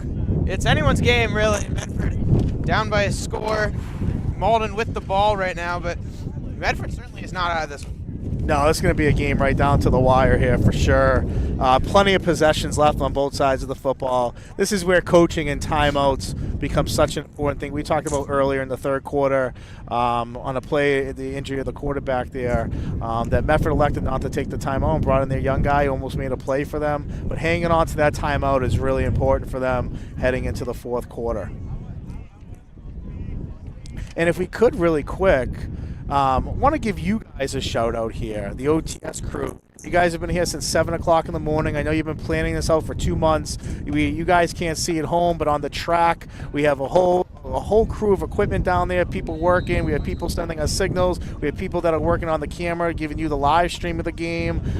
Everything that you could possibly think of. It starts with my guy next to me, James Kluggish here, who said at the end of last year's game that there was going to be an unbelievable coverage of this year's Thanksgiving game, and he has not lied as McGuffey takes the ball to the outside, and oh boy, McGuffey's turning that corner fast, gets himself about 12, 13 yards there. But back to you, James. The work that you've put into this, the work that you've done with this, There's not a lot of high school across the state that are putting in the coverage student-wise that you put into this team, into this program year after year. And what you've done here on Thanksgiving, we cover a lot of stuff, a lot of high school sports, but this is amazing. You have a control center on the track. You have a control center up here in the crowd. And you guys have done one heck of a job. We still got a quarter to go. Yeah, it's certainly been quite an honor to be, covering this team and being able to, use such cool equipment.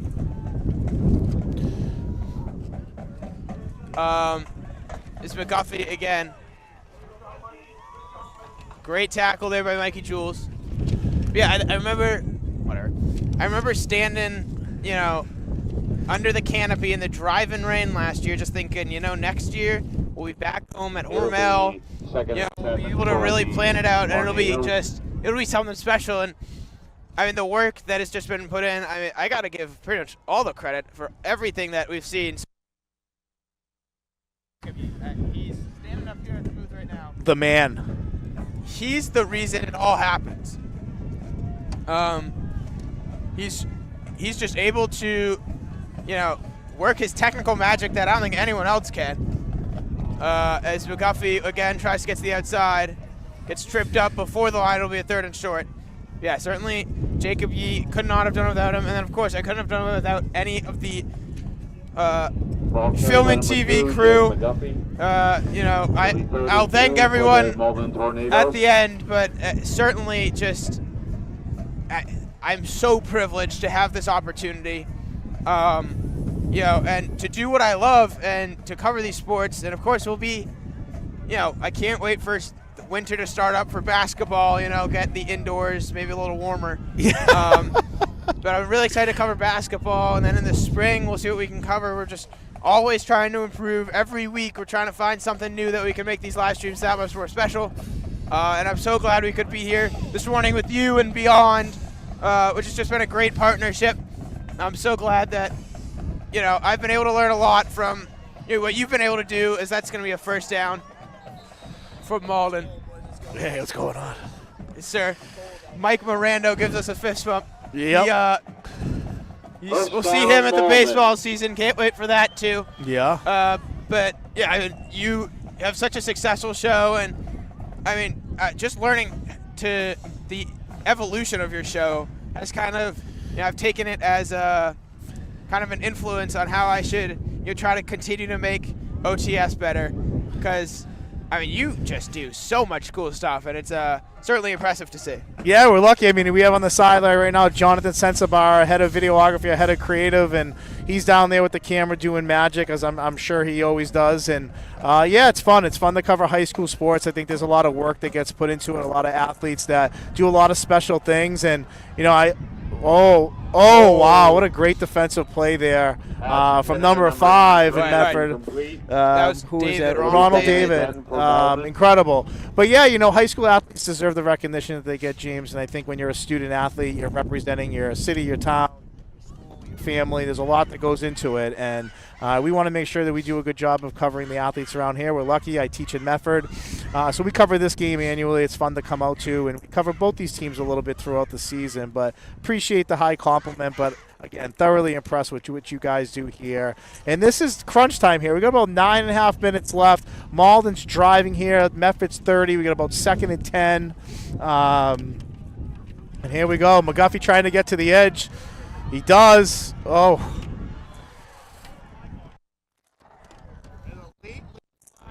Here, this is a big one. This is gonna.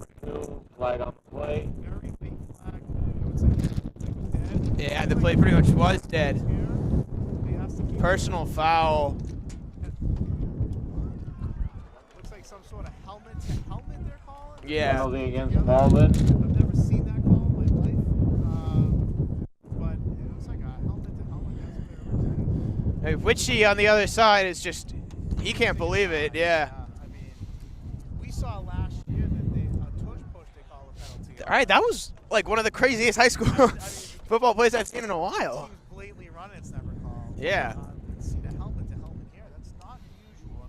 It was pretty blatant and pretty obvious. That's usually don't see a call like that. But that's a big penalty. Help for big Medford penalty. there. That is going to help Medford a lot. Malden pushed way back now. Second and very long. And we'll come back to this play, but this is a big one. Malden, they would have had a first down on that play. Yep. Had that penalty not been called. So I think we're seeing a second and 20 for Malden. Yeah, now less than 9 minutes to go. Every play is just becoming bigger and bigger.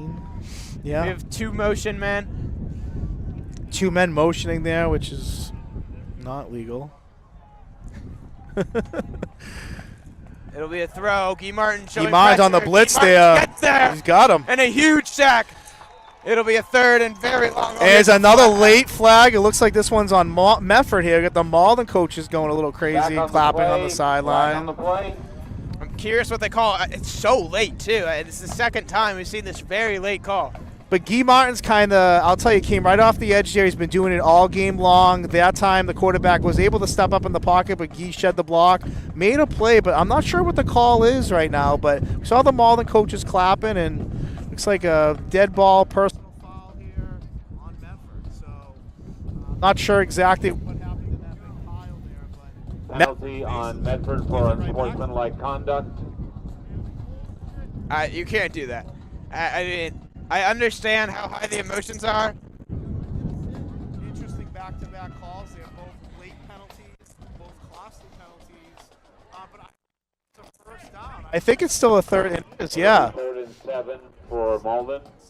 Down here. So still a big play, but in Medford, that is such a costly penalty, just like the Malden penalty before. Yeah, I mean, it's the equivalent of running the ball for 10 yards. Yeah, it's the same thing.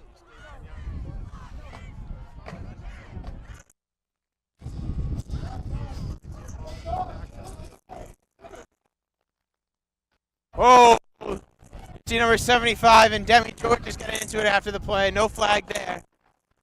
Hopefully some extracurriculars now setting in here. Fourth and Malden.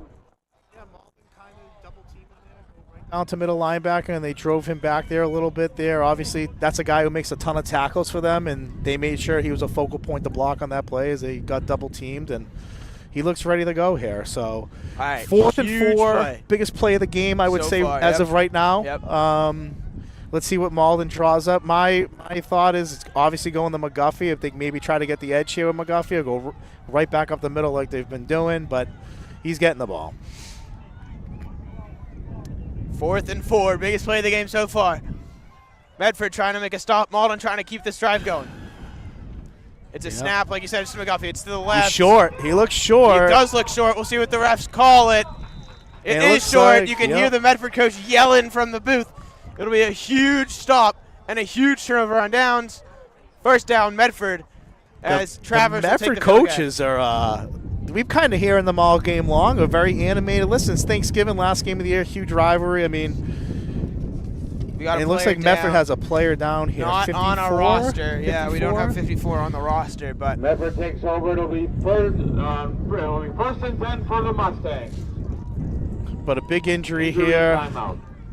Both teams kind of losing some linemen up front, some strong guys up front here. We saw Malden have a player go down earlier in this quarter, and now we're kind of seeing the same thing here. Medford, number 54. We don't have his name on the rosters that were given to us, but tough injury for Medford here, obviously late in the game as they look to come back and try to win this game. yeah, here we go. 7:11 to go. 4th quarter, Medford down by 6 as they will start from their own 23-yard line. I mean, we've seen them have some huge drives. They nearly had one right at the beginning of the half that resulted in a fumble right around the goal line. Yeah, both teams have kind of had costly turnovers, right? We talked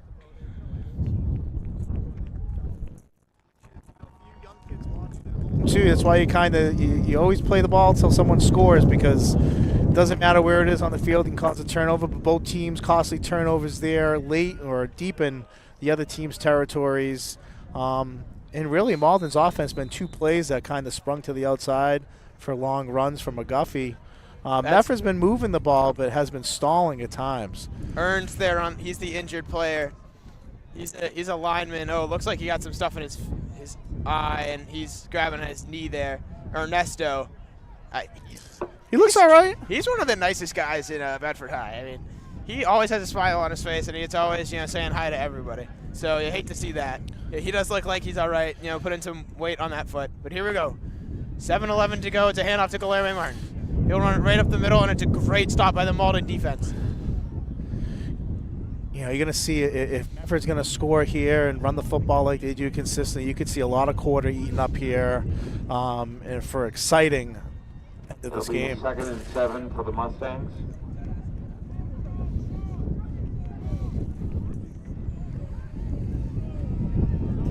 After this one, stay with us. We'll have some, trophy celebration, maybe a post-game interview. So definitely do not go anywhere once this one's over. But then, this is only the start, really. I mean, if you want to watch a full day of football, this is your day, man. Like, got the NFL on later, and then this weekend's rivalry week for college football. So best weekend of college football. It's going to be Guilherme Martins running to the right, and that is it's read so well by the by the Malden defense. It'll be a big loss, and it'll be 3rd and long for Medford, and it's going to be a huge down here. Yeah, it looked like Malden got a good push up front there. There was a little bit of tangling of feet. You notice the quarterback turn, he kind of tripped. The handoff looked a little sloppy, but that comes back to good pressure up front by Malden there. Pushes Medford backwards, makes it about a 3rd and 9. A situation that Medford hasn't been in too much today is the 3rd and long situation. So let's see what Coach Curley and the offense dials up here as we just ticked a little bit below the 6-minute mark. Yeah, so fun fact. The Ohio State-Michigan rivalry started when Medford and Malden was playing their 11th game. Wow. So you want to know, just to put it in perspective, how long Malden-Medford rivalry has been going on? Oh, boy, Medford fumbles there. Looks Medford's going to have to punt here, I would think, and play defense one more time. They still got plenty. I think they have all their timeouts, if I'm not mistaken. Yep, Trav on the recovery. But, yeah, so this rivalry is longer than the, arguably the best rivalry in football, which is Michigan-Ohio State. That's such a fun game every year. But, yeah, the punt team's on here for Medford, and Gee will stand at the 1-yard line looking to punt it away. Not what you want to see. And now you got to go back on defense one more time, try to stop McGuffey again, who's standing on the Medford 45-yard line. Yeah. Oh, it's going to be a high, short Not a great kick by punt. Medford here. Out of bounds at the Medford. Oh, this is going to be rough. 31-yard line. And Malden with great field position. We're less than 5 minutes. We're in the Film and TV Final 5. Thank you so much for Mr. Hester and Mr. Arnell for all that you do for the shop and being able to put these on. I mean, this is going to be Medford has a tall task here. Malden's in 4-down territory right now. McGuffey's kind of been explosive all night. Medford's done a good job of containing him for the most part. He's been able to spring a couple, and that's really been the difference for Malden offensively. But, Medford's a defensive team. They've been built on defense. They have been so in this program for a long time, and I know Coach Curley's a great defensive coach here, so this is where you're going to probably see his boys play the toughest, so they're going to have to. This is the game right now for them. So let's see what Malden dials up on offense, and let's see how tough Medford can play here. They've been doing that all game long. Medford with their back to the wall on defense now. It'll be a direct staff McGuffey. It'll be to the left. He'll try to get to the outside. Boy. He has a blocker. McGuffey still on his feet. Gets the first down and gets out of bounds around the 16-yard line. It was a good run there. First 15 yards for McGuffey. First down. Truly, if I'm Medford right now, I don't want to sound a little crazy, but I feel like this is where I would want to be. All right, your back's to the wall. You got to make a play. I think right now for Medford, they just have to strap in and make a stop. Yeah, I mean, that's it defensively. That's the name of this is the game for them, right? They need to kind of, dig deep here a little bit defensively. They're tired. They're a little dinged up. They've had some guys that are injured, some other guys coming in and playing. But this is kind of what you said. It's kind of what you wish for in a lot of ways when you're a player, to make stops, make special plays, and to have memories. But right now they got a tall task off McGuffey here. Right back to McGuffey on the Wildcat. And again, McGuffey fighting. That's all him. I mean, that's him against 6 people there, and he's. Looks like it'll be a gain of 6, and it'll be a 2nd and 4 on the Medford 10-yard line. you're Medford, you can kind of sort of feel this game slipping away a little bit here with 4:21 to go. Obviously, there's plenty of time, but with the score here, Medford goes up by 2 scores, or Malden goes up by 2 scores. It'll be 2nd and 5 for the Malden Tornadoes. Then you're really asking a lot from Travers Moody and this Medford defense.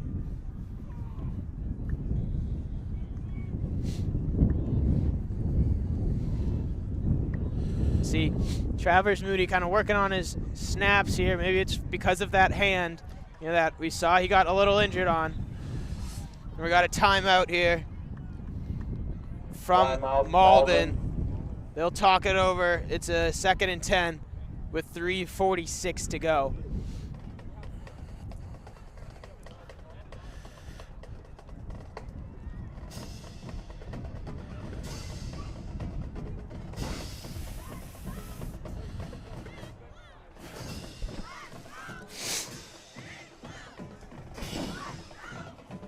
I'm just taking a look at some scores across the state. We've got some really good football games being played. I'm surprised of how many games were actually played last night.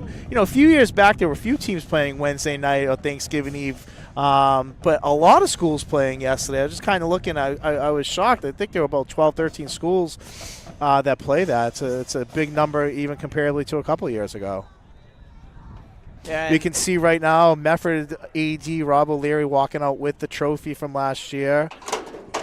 It is still sorry guys, we got a little oh my gosh. Wow.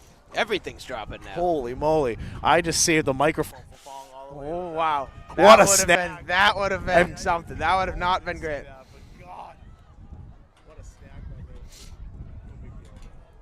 It's going to be another direct snap. It'll be a 3rd and 1. McGuffey's not able to get the first down. It's not that big of a shot, but I think this is the biggest shot you got if you're Medford. Here, if you're Malden's offense, you're looking, man, 1 yard, and we can eat some more clock here. But Medford calling a timeout here. They know how big this play is for them and really kind of the rest of the season, I should say, the rest of today.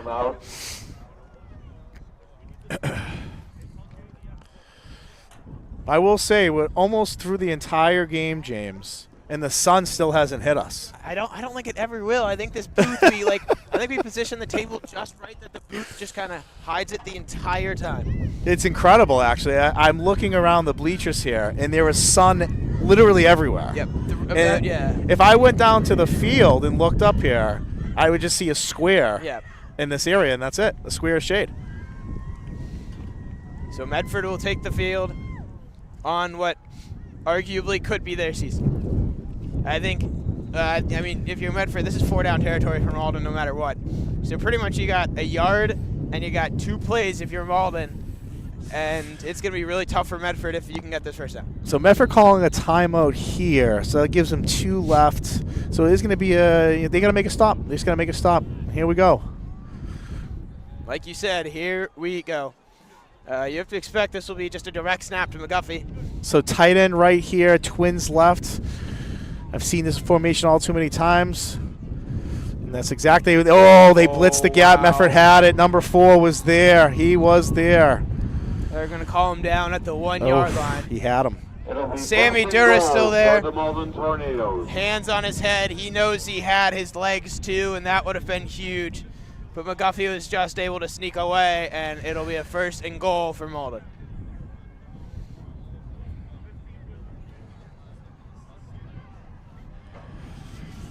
$3:15 to go.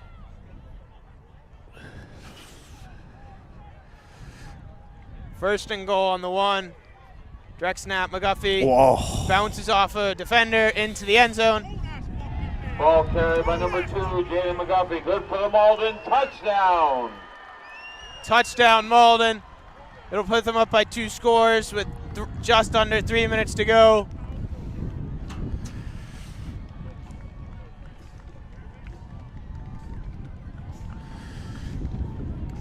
Yeah, Jaden McGuffey is as advertised. We talked about him in the pregame. We talked about him with Malden's AD, Charlie Confrey. We talked about him with everybody from Malden that this is the guy. Medford knows this is the guy, and he's come out and performed on Thanksgiving tonight as a sophomore. Very impressive. Still game here. We got 3 minutes left. This is a big 2-point conversion. Malden in the same set here, except not in the Wildcat. Oof. And there's a difference of McGuffey running the ball versus a QB running the ball there.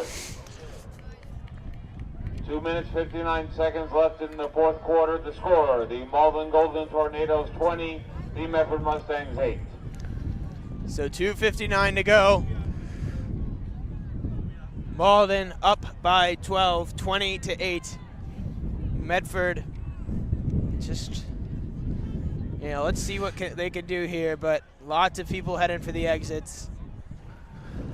Fair weather fans here. Some fan weather fans. Can't even talk, my mouth's so cold.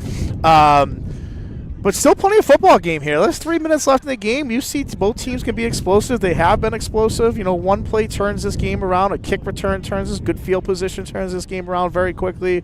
Far from over, especially in a 138-game rivalry.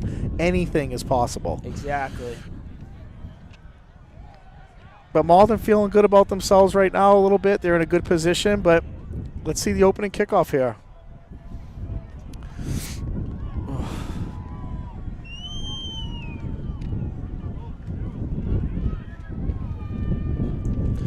Go. You look cold. Malden to kick off. Not a great kick. Medford's going to get some field position here.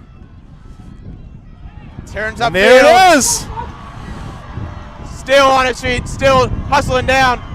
Tries to cut outside. And just Medford, like that, it takes one play to turn the game around. Jean-Baptiste, that's Flex. Flex making it happen for Medford, and it's a 1st and 10 on the 24-yard line. Medford has a little bit of a mountain to climb here, but they definitely took a few good first steps climbing that mountain here, getting the ball in great field position at the 25-yard line. We still have a 2:46 remaining in this game. I mean, yeah, you're still kind of assuming you got to complete an onside kick. Yeah, So- that timeout used, I think, that only leaves them with a couple, so they have the ability to stop the clock if they do score here, but they got to score quick here if they score.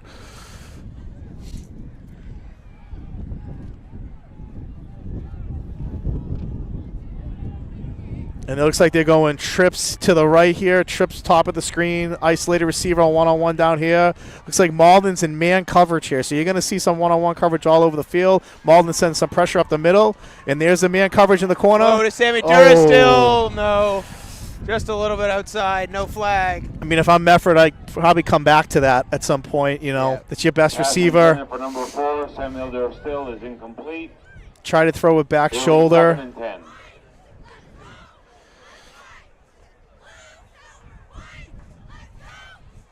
.239 to go in the game of the 138th Medford-Malden Thanksgiving Day football rivalry. 2 wide on each side. Demi stands next to Trav. It's a low snap. Trav looks to his right. Oof. This one's just too high. Nearly picked off.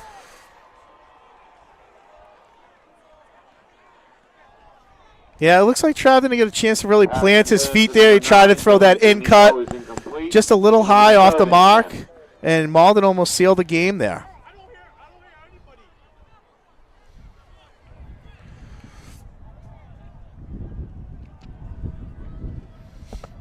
Yeah, I like the short pass idea, though. The hitch is there. Got to get the first down here. You're playing loose man here. You can see number 11 at the top of the screen. He's playing man coverage about 11, 12 yards off the line, so they just don't want to let anything behind them. Get out of bounds. Sammy Dura still. Get out of bounds. Great play by Malden to keep him Inbounds. inbounds. Yeah. And it looks like, is there enough for a first? Is there enough for the first here? There is. First down. They're moving the chains here. Stop the clock. Number 4, Samuel Durstill. Good for a Mustang. First down. Remember, the time does stop when the chains move, so they are now set. The clock is beginning to tick. I think Medford wants to go here. I think they want to. Malden players still on the field. They didn't call it, though. And Trav will just let it go. He just threw it away. Incomplete. He just threw it away. That was smart. Couldn't take a sack. You can't take a sack there. It stops the clock at 2:05, so it's like a timeout. You're in 4-down territory anyways. For the Mustangs.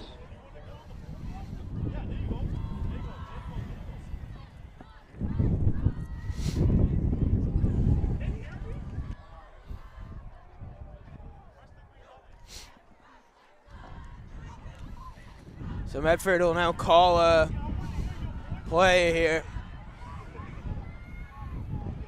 2nd and 10, 2:05 to go, down by 12. Malden still in that loose man coverage here with Yeah, the we've seen it just like 3-man rush here. They're dropping. Oh, they're sending here comes pressure the here off the pressure. edge.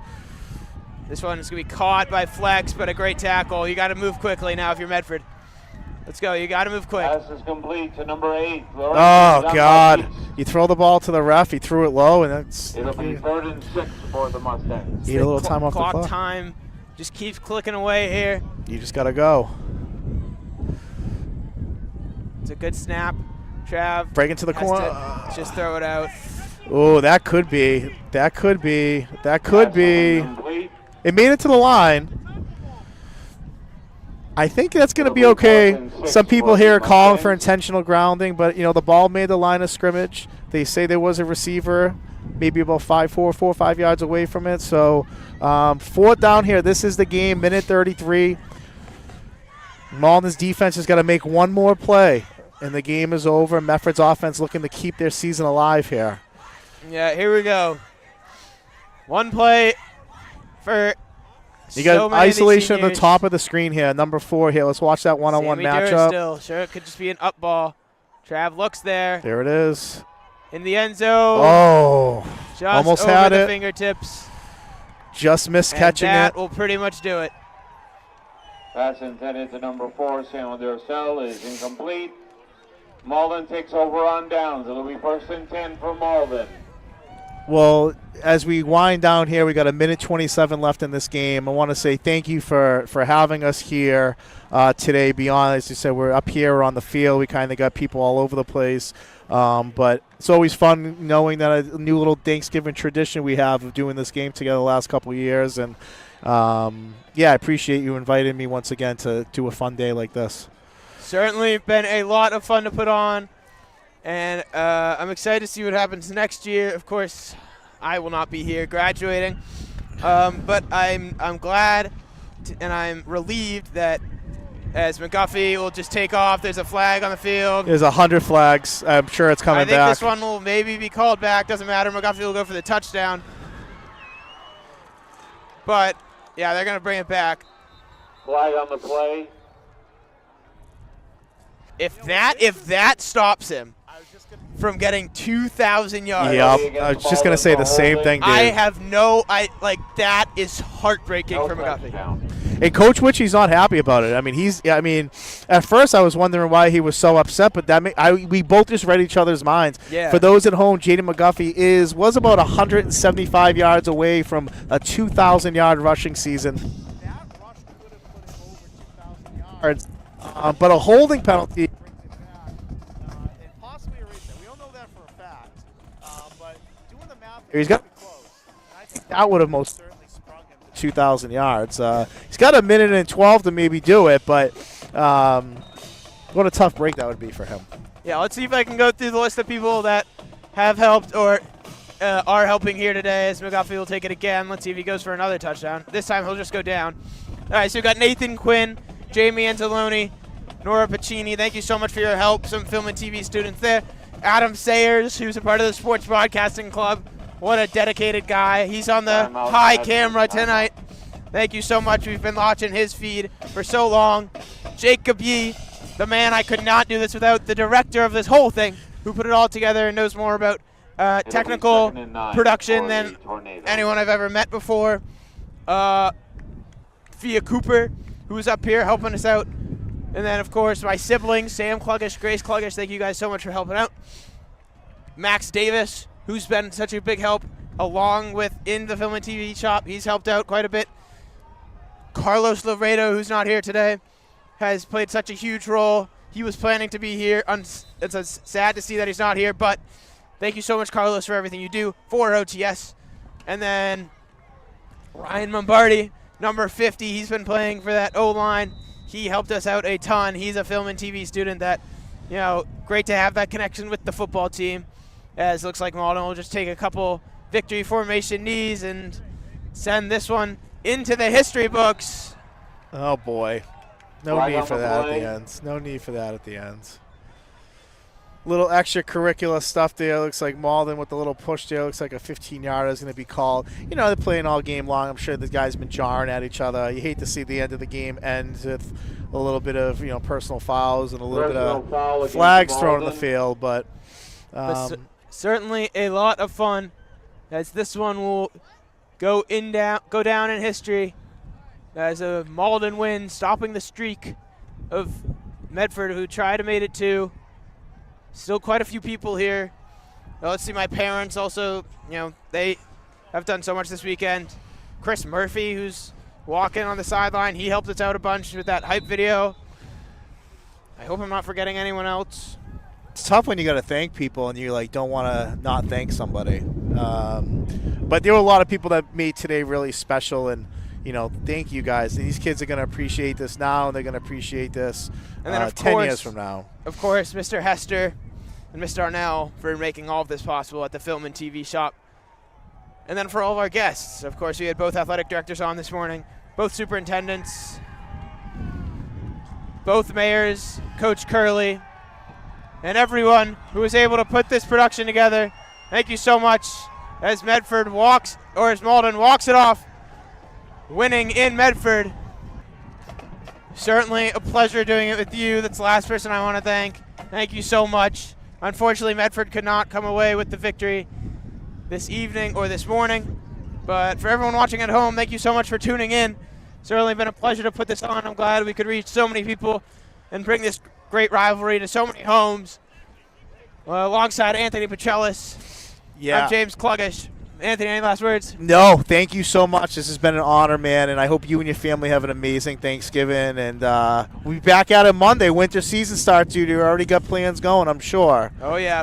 Basketball is going to be a lot of fun. Yeah, alongside Mr. Petrellis up here at Hormel, I'm James Kluggish. Final score, 20-8. Malden comes away with a huge victory, saying, have a good Thanksgiving, everyone. And I hope everyone eats some good turkey. Yeah. That's enjoy it. Yeah, gobble gobble. I certainly will. All right, have a good day, everyone. Thank you so much for watching.